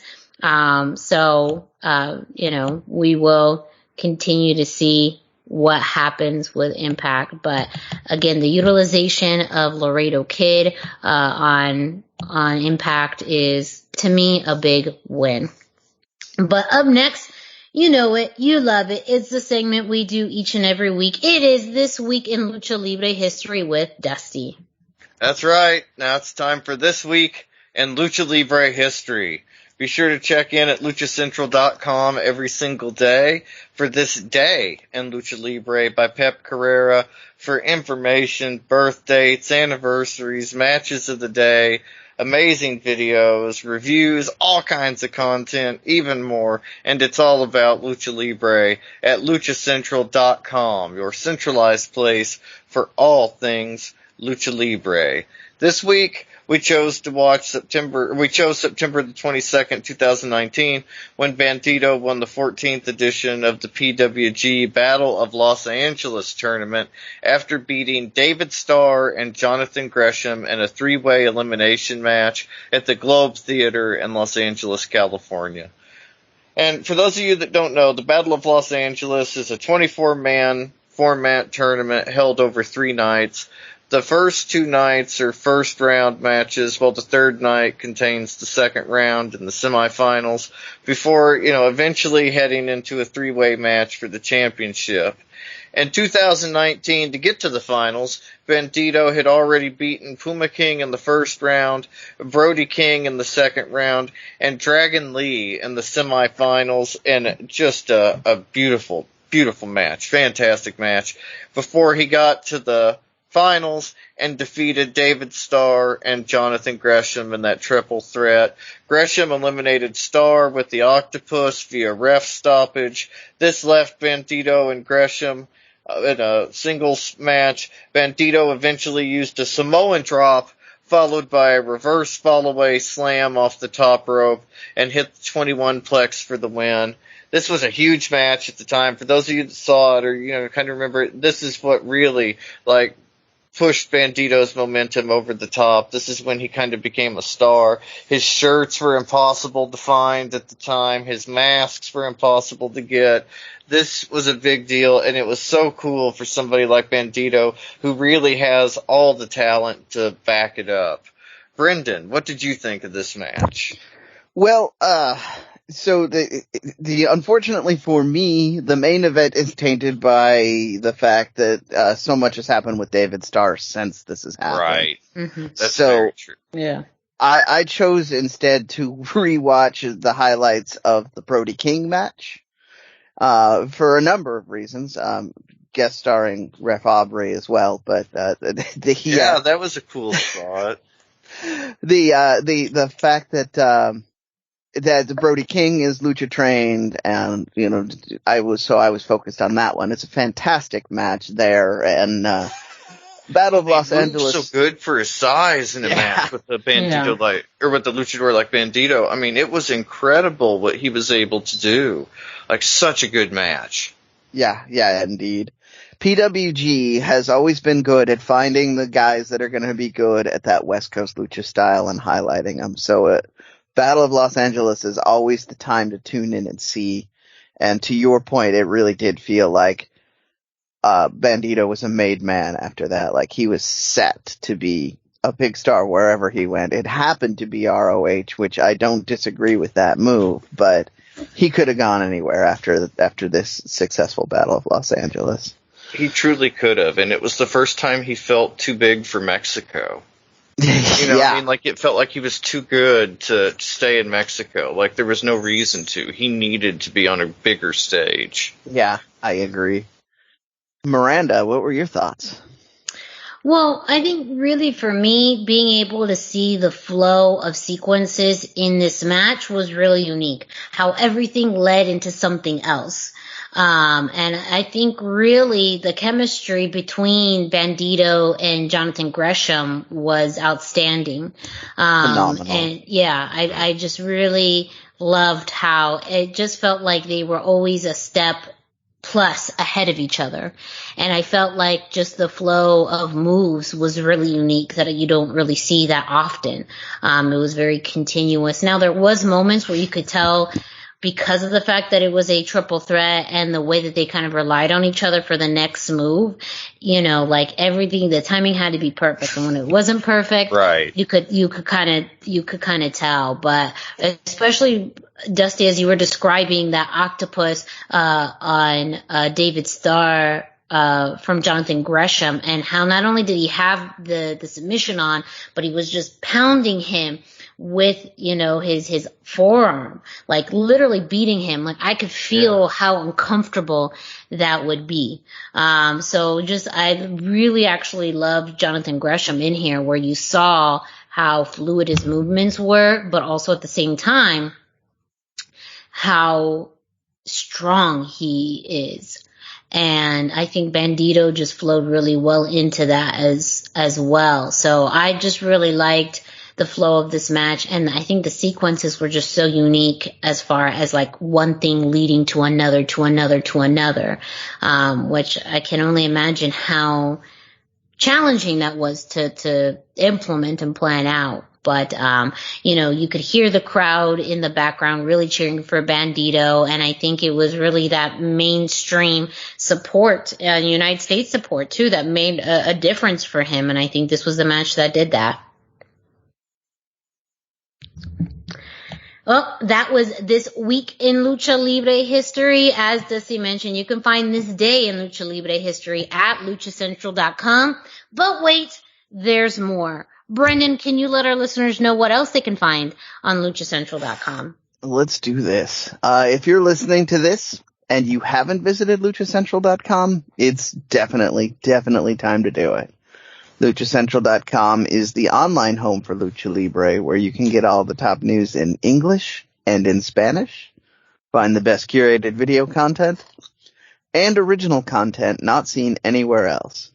Find when Lucha Libre events would be happening in your area. Find photo galleries from top photographers covering Lucha Libre around the world. A place to have your voices heard, from weekly polls to annual awards, seen and read by top executives in all of the major Lucha Libre promotions across the globe. And here we go, folks. This is the kicker. This is the cherry on top of the sundae. It's all free. LuchaCentral.com, your centralized place for all things Lucha Libre. And Brendan, while you're at it, since you're here and did such a good job with that, we do have some Ring of Honor news to share. Yes, I hinted at it earlier. They did have the big Lucha event down in Mexico at Bandito's gym, since we were just talking about Bandito.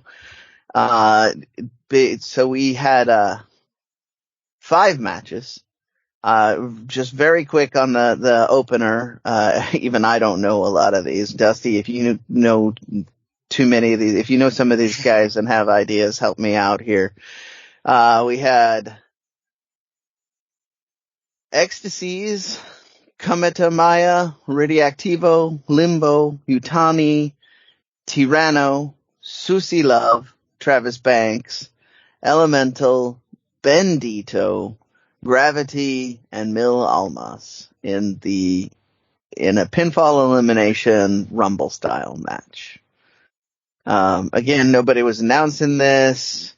The main reason this was made bigger news was because of the inclusion of Travis Banks. I had the I thought I had the winner written down here. Apparently I focused so much on the Travis Banks stuff I forgot who actually won.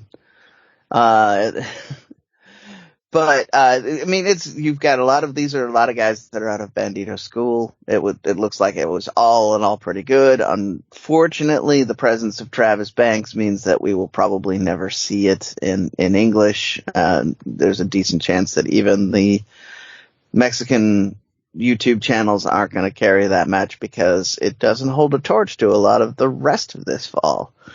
You had Delirious, this card, you had Delirious and Skyade in the next match. And as I mentioned before, this should be kind of a Maestros match. These are two guys who have taught the majority of the current generation of luchadors.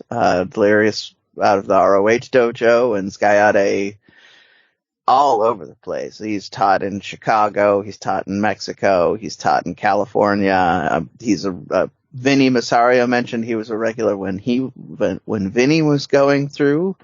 Vinny's now a teacher and teaching at other places, so that'll tell you just how good a teacher Skyade is and how legendary he is. He's been at Expo Lucha, so definitely you check out his matches. Delirious came out on top on this one. I felt like this one could have gone either way, which was part of my excitement. You had Ciclone Ramirez Jr. against Elemental and PJ Black in the next. Ciclone Ramirez came out on top on this, getting a submission on PJ Black while PJ was attempting a pinfall. So kind of an exciting finish. Then here we go. This is where you start getting that real ROH versus Big Lucha feel. You had the Briscoes against Demonic Flamido teamed with Emperador Azteca and Bestia 666 and Rey Horus. So you had a three-way tag match. The Briscoes did win this, which kind of allowed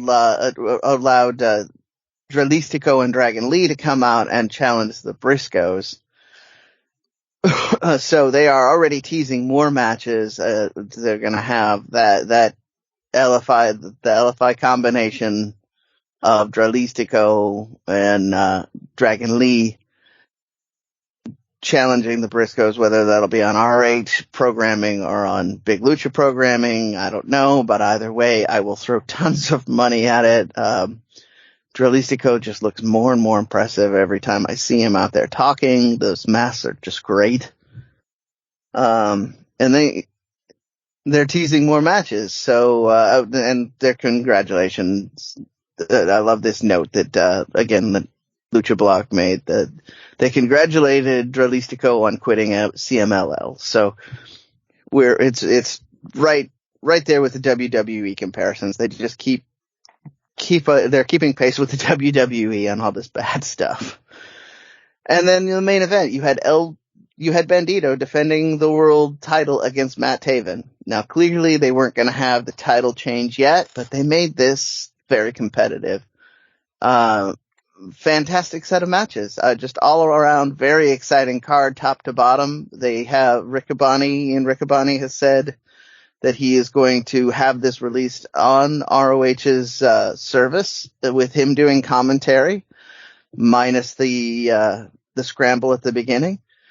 And we will get to see this with English commentary if that's your thing in the very near future. Otherwise, there's probably some YouTube coverage of it somewhere, and definitely results were on Lucha Central. So there you go. And you also have some CMLL news to share too. Well, yeah, so I felt we had to do this. I had things a little backwards. The anniversary show is this weekend. I said last show that it was last weekend because I was looking at Homan's Dos Leyendas, which was another big show that they're doing. And it's easy for me to get confused. Also, I had worked too many hours last week and hadn't slept, so my bad. But I've got the results from the show that did happen, and we will have results from the show that is about to happen, or will have happened by the time you're hearing this, on next week's show. We had Diamond, Magia Blanca, and Magnus against Disturbio and El Quixote. Diamond and Magia Blanca came out on top on this. We had Dark Silhouette, Marcela, Reina Isis, Stephanie Vacur versus Dallas, La Jarochita, and Uvia. This is a Relevos Incredibles sort of match, only by the inclusion of Dallas on the side with the two baby faces, so I don't know. Anyway, the all heels does Dark Silhouette, Marcela, Reina, and Marcela, Reina Isis.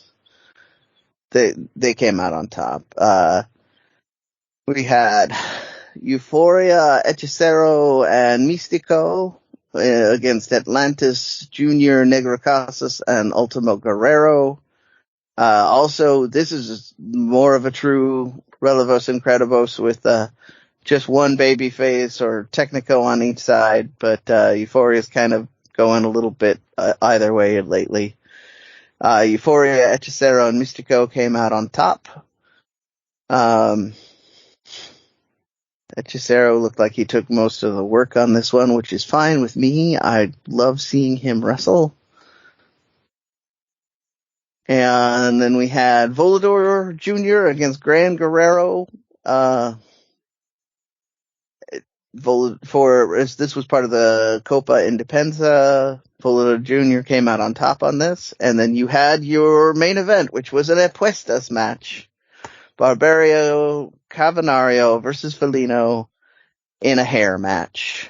And anybody who wants to see a bald cat, just tune into this episode of CMLL, because the caveman won and the cat got his hair shaved.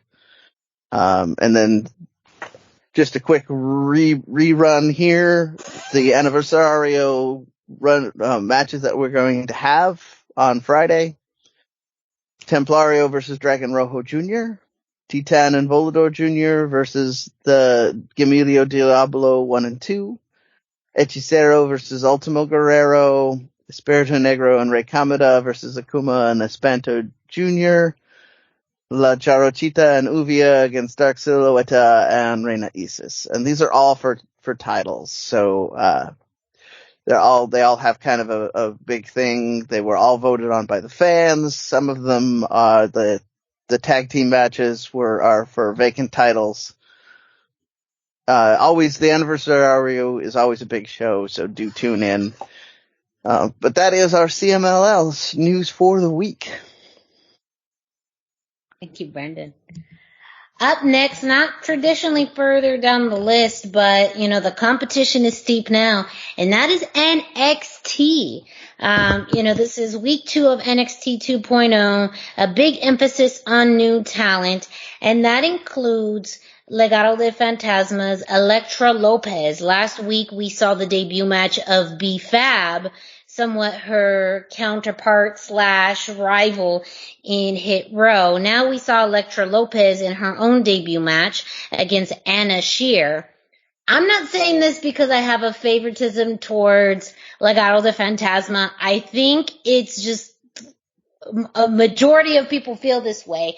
Elektra Lopez's debut match seemed to go better than B-Fab's debut match. Was it still a little rough? Yes. But I think that the chemistry was a lot better.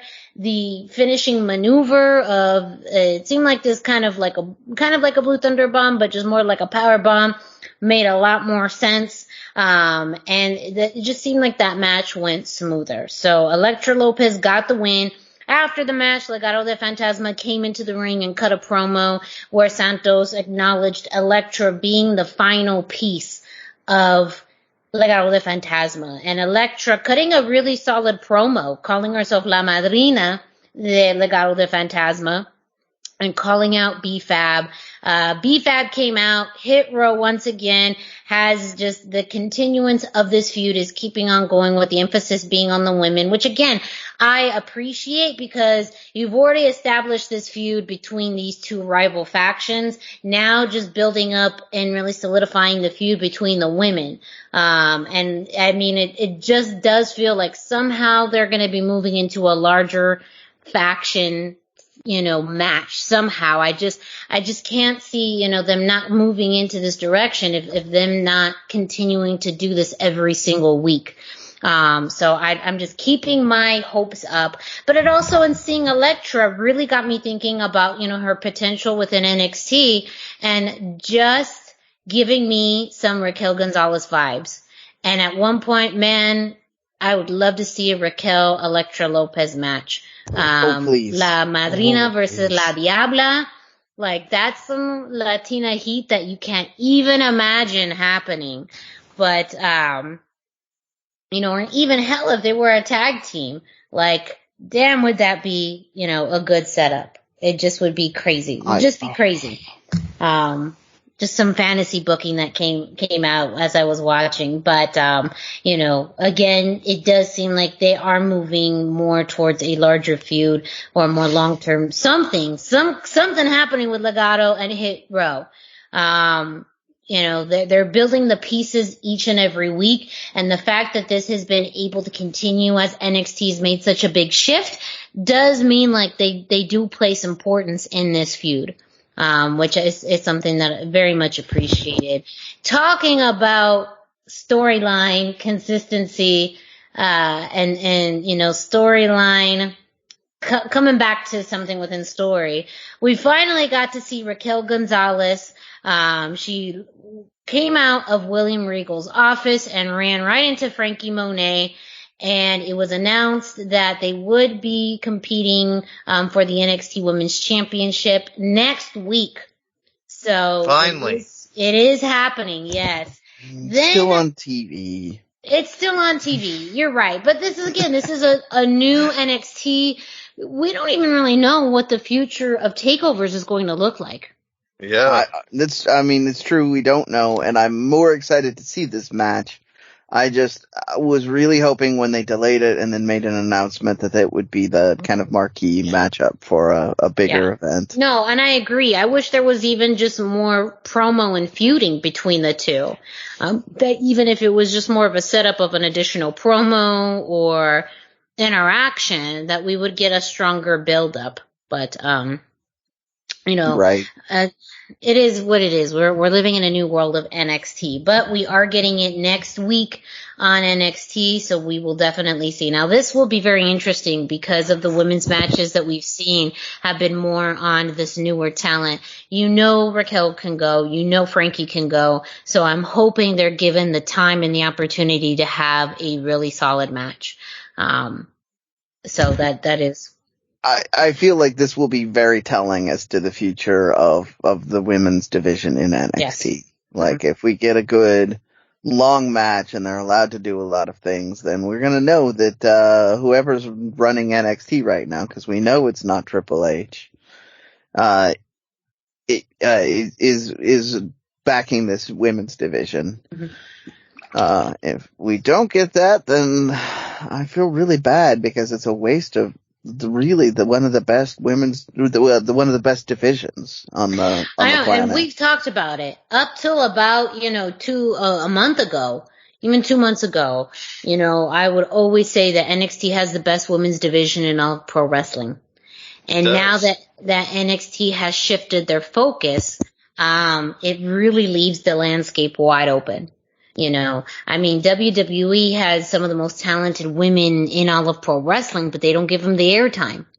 AEW has kind of the same issue, but not only are they not given the airtime, they're still figuring out how to build their feuds. Go ahead. They suffer more from the fact that there's a giant gap between their high end and their low end, so mm-hmm. they need to figure out how to build stars, which is not a problem NXT has. They built Raquel from nothing. I mean, and this is as a Raquel fan, she came out of nowhere though, realistically. Yeah. And so they have no problem building stars. They had the answer to that problem, which NXT, I'm just trying to highlight just how good NXT was. Yes, yeah. I mean, Impact has a very lean roster where it's very top heavy with Deonna Purrazzo, but she's really gone through every woman they have. And so with Impact having as much of a lean roster as they do, it makes it where they have a lot of potential, but they don't have a lot of wiggle room with their, the amount of talent. And Ring of Honor is still really rebuilding their women's division. I mean, the tournament has completed and ended and they have a new women's champion. It's now, what do they do with those components of, who they're deciding to keep? And I'll talk about MLW in a moment, but, yep. There's a lot going on. It really leaves the landscape of women's wrestling truly, truly wide open.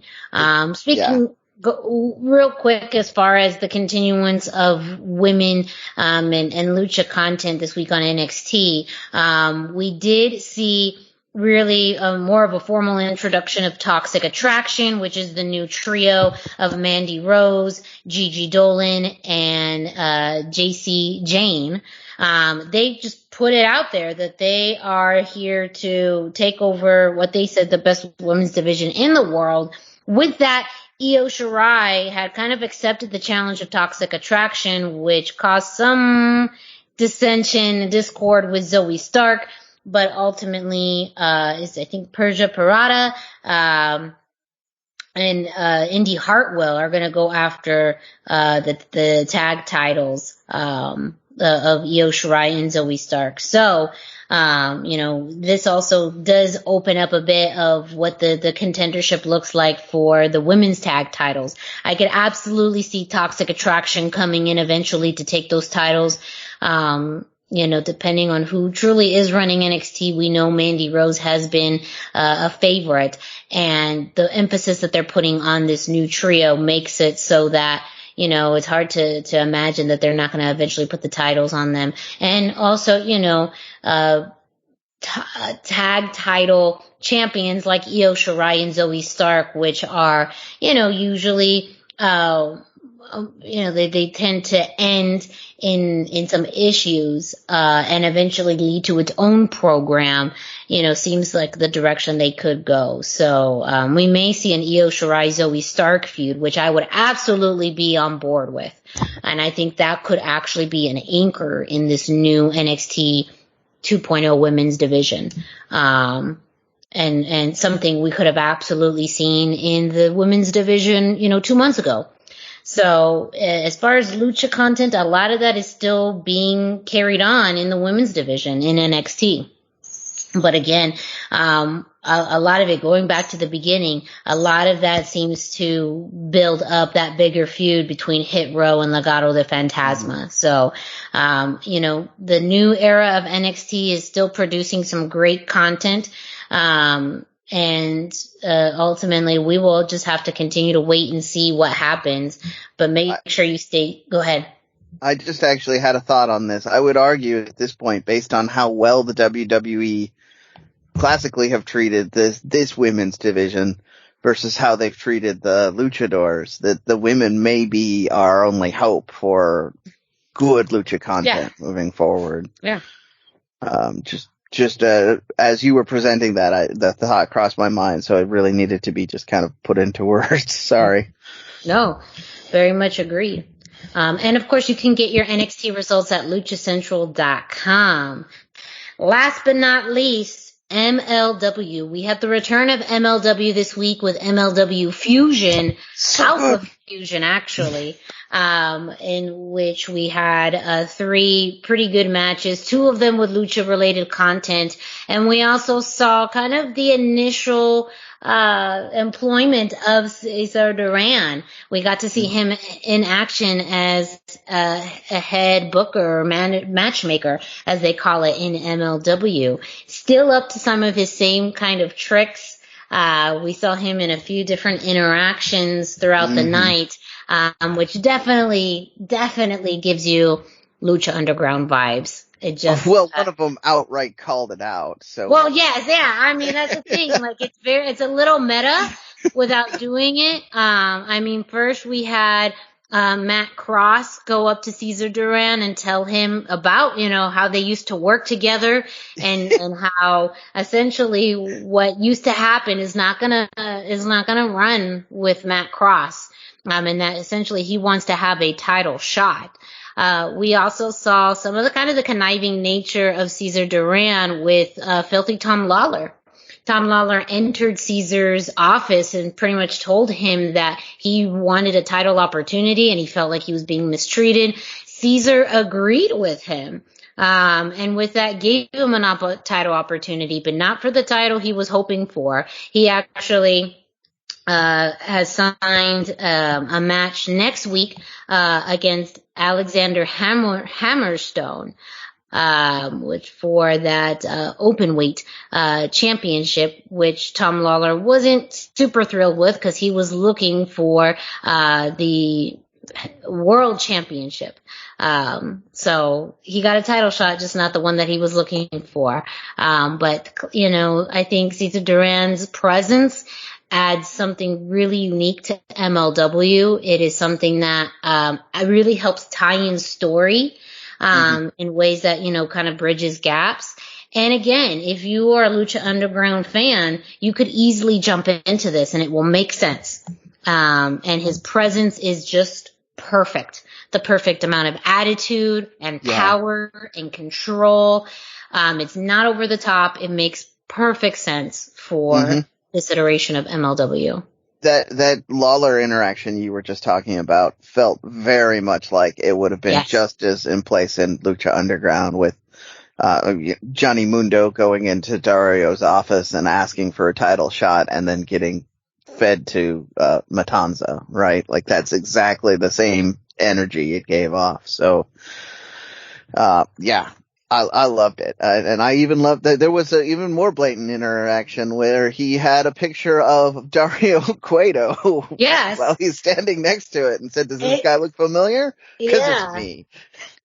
I mean, like, it's a little meta in a way, but I love that.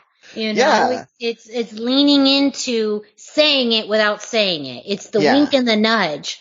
But again, too, I feel like MLW in some ways where the wrestling is really good, the storylines have been a little choppy. And so I feel like Caesar's role will help with more storyline continuity and explanation.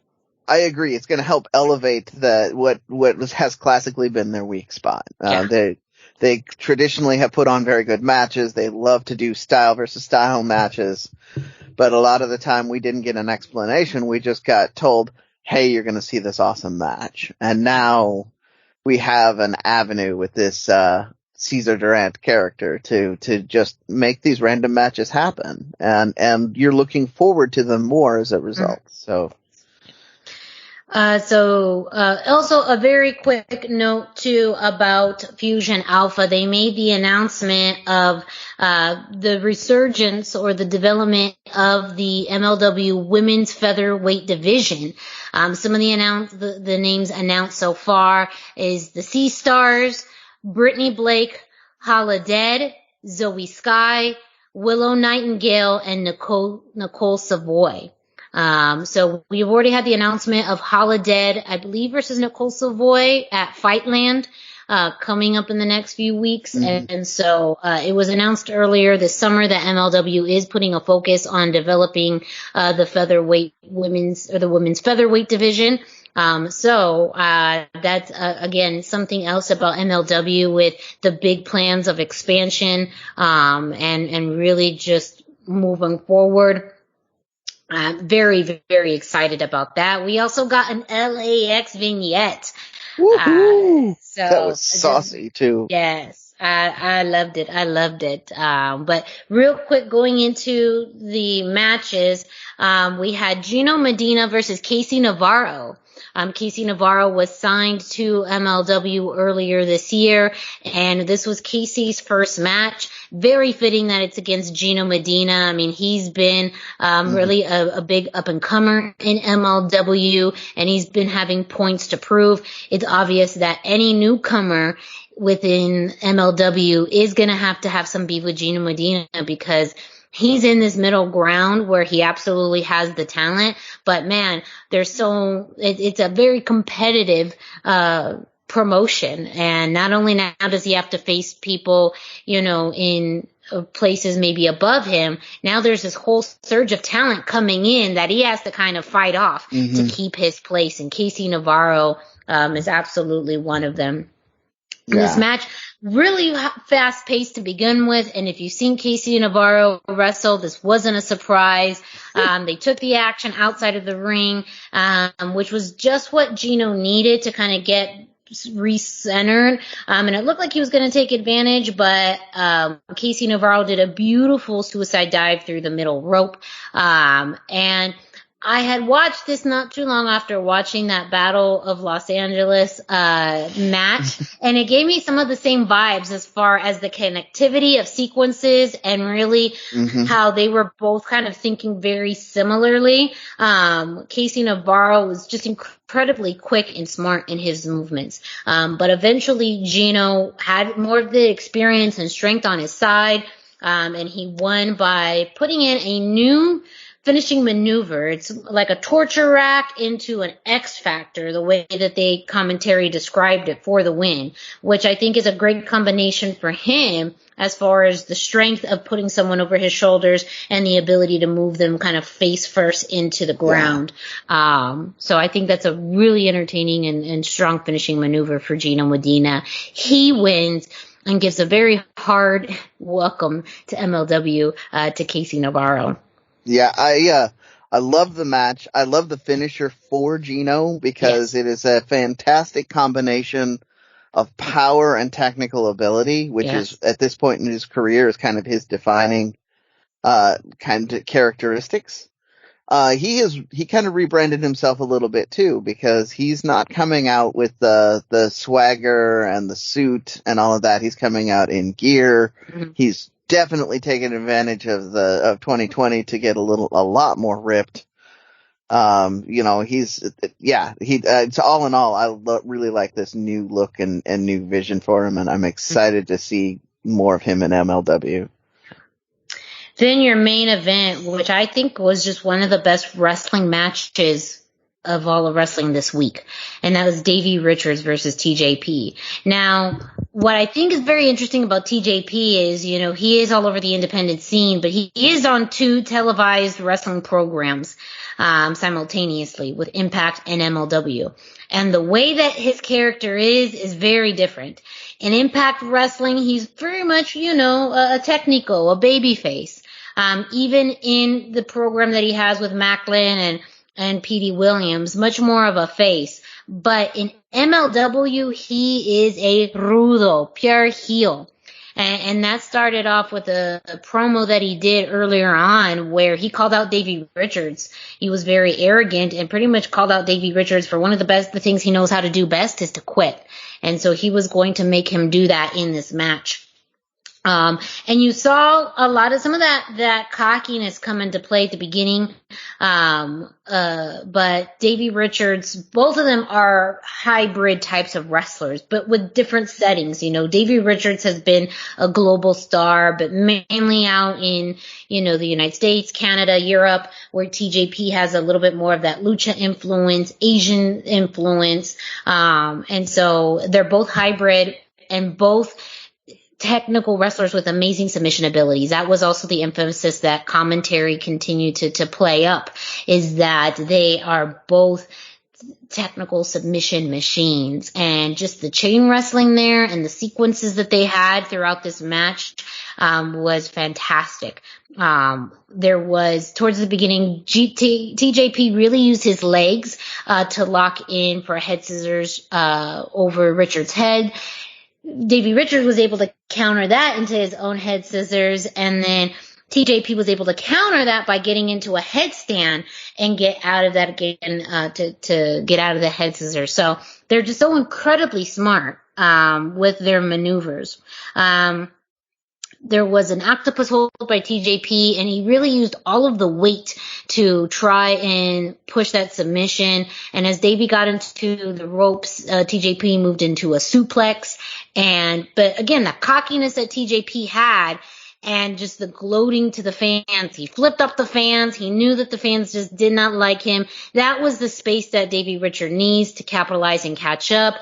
Eventually, they ended up onto the corner on the ropes, and they were trading headbutts. And eventually, Davey Richards was able to hit a superplex off the top rope.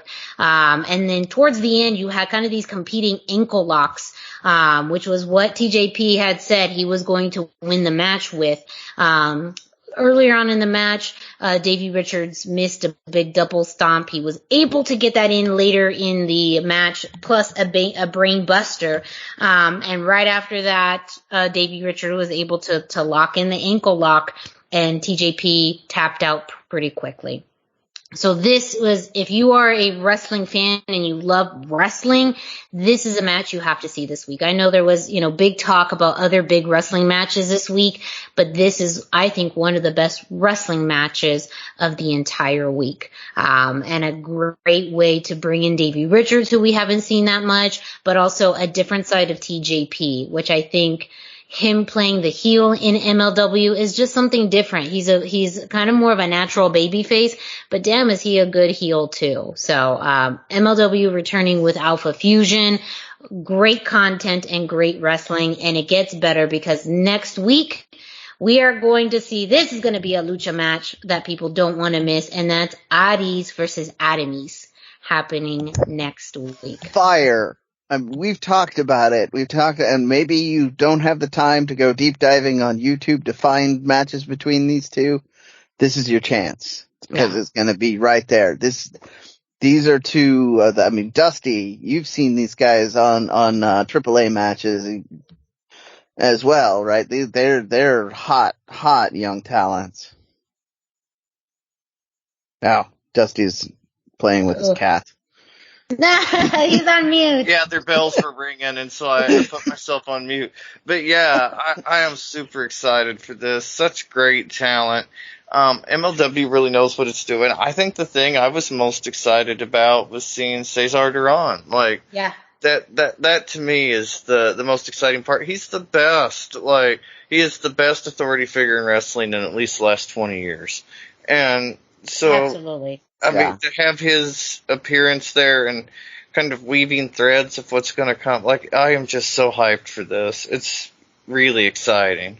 I have a theory as to part of why he's so good, and I'm going to say it out loud in case other people are listening. He's an actor with a specific role. He is not a wrestler who wants to go out and wrestle.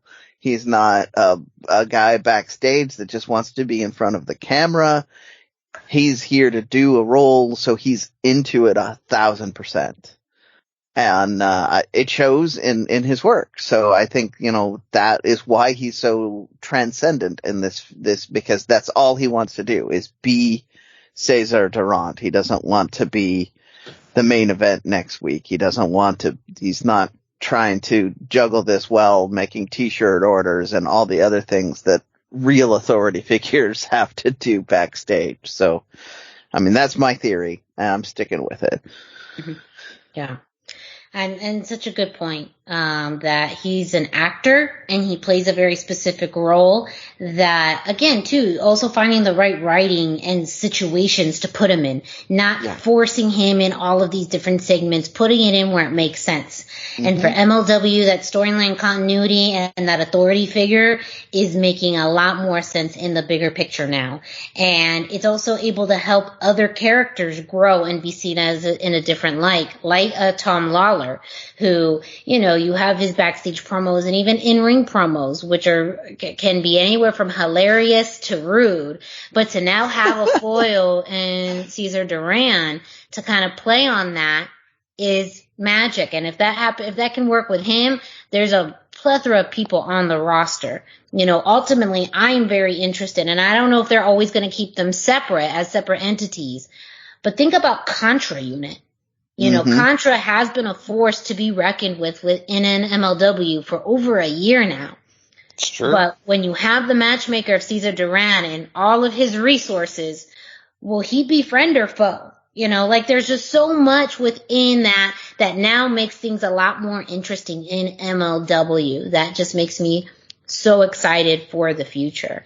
And I also will be very interested to see how his role continues, but also how it plays into things like title contenderships and title matches, the Opera Cup coming up, Fightland coming up. Like there's so many, other events and milestones happening within MLW in the next, few weeks and months that makes it a whole new landscape, a whole new era in MLW. And MLW Fusion Alpha is going to be on, I believe, for the next 4 weeks on Wednesdays at 7 p.m. Eastern Time on MLW's YouTube channel, and Saturdays and Mondays on BN Sports. But again, it's free on YouTube. On Wednesdays, 7 p.m. Eastern Standard Time. So that too, I hope is a big incentive for wrestling fans or maybe people who aren't familiar with MLW. You can watch Alpha Fusion for free on YouTube, and it's 1 hour. I mean, it is packed. You had 3 matches just within that hour, plus vignettes and so much more. So they also do a great job of handling their time wisely, I think. Yeah, it's a little less for those of you that are on a budget. Like I'm able to sneak this in on my lunch break. I have to fast forward through a couple of the recap sections, which is not that big of a loss. Yeah. It's an easy watch, and once you get to the matches, you're golden. They're great. Yeah. And that means we're going to be talking a lot more about MLW in the next few weeks. So make sure you stay tuned to the Lucha Central Weekly podcast. And with that, we've made it. We are done with another episode of the Lucha Central Weekly podcast. Thank you so much for listening and being with us this week. Don't forget to find us on luchacentral.com, your centralized place for all things Lucha Libre. And man, we covered a lot, but that's because Lucha Central has a lot of content as well. With that, don't forget to follow Lucha Central on social media. You can find Lucha Central at Lucha Central on Facebook and Instagram, and at Lucha Central.com on Twitter. They have the YouTube channel, which has tons and tons of content, exclusive matches and interviews that you're not going to find anywhere else. And while you're at it, go ahead and follow us on social media. Dusty, where can our listeners find you? I am on Facebook at facebook.com/Dusty Murphy, and I am on Instagram at Dusty Murphy. And Brendan, where can our listeners find you? I am 321 T-shirt guy. That's the numbers 3, 2, and 1, and then T-shirt guy all spelled out. I am on Facebook. I'm on Instagram. I even logged in special to check a thing that we didn't even talk about this week. And I'm all over the Twitters where they also had that thing, but later. So, yeah, that's a little tease for next week. We've got that there was so much news we covered, we didn't cover another big announcement. Yeah. So that's why you got to make sure to listen to us each and every week. Me, Miranda Morales, you can find me at the #Miranda on Instagram and Facebook, no Twitter, but that's why you follow Dusty and Lucha Central and Brendan on Twitter. So that way you get the information you need to know. And you'll definitely want to follow us because we'll be talking about Pro Wrestling Revolution this weekend. We may post pictures and content that we can from Pro Wrestling Revolution. So make sure you follow us this weekend on social media. And of course, if you are listening to this through your favorite podcast streaming platform like iTunes, Google Play, Spotify, and much, much more. Don't forget to subscribe, rate, and review. Subscribe and get notifications every time a new episode of the Lucha Central Weekly podcast drops. Leave us a 5-star rating and go ahead and give us a review. Let us know what you think about the show. Any comments, thoughts, ideas, we're happy to hear them. Of course, as always, we are also open to getting news and information from all of you. So if you are an independent wrestling promotion, luchador, or fan, please reach out to us with independent wrestling happenings. And as Dusty mentioned, if maybe you are at a live event for WWE or AEW, feel free to share your announcements and your thoughts on those shows or match results with us. We'd love to get that information exclusively from you. Yeah. So for Dusty Murphy, and we'll credit you. Yes, we will always credit those who give shout outs, comments, all of that. We definitely love to credit our listeners with news and information that they give us. So make sure to reach out to us on social media with any of those pieces of information. So unless your name is Psycho Clown, because I still have heat with you. Well, yeah, we'll get into that. That's a beat for another day. That's a beat for another day. I always have heat with Psycho Clown. I will never credit him. Yes. Sorry. And we're off the rails, ladies and gentlemen. This is the Lucha Central Weekly Podcast After Dark, where the rails are just off. It's crazy. But hey, that's why you listen to this show. Make sure you listen to us each and every week. Thank you so much for listening to us each and every week. We cannot thank you enough for listening, for getting your news and information from us. We definitely appreciate each and every single person who listens to this show. You make this what it is, and thank you very much for supporting us and luchacentral.com. For Dusty Murphy and for Brandan Barr, I'm Miranda Morales. Thank you so much, and we will be back with you next week.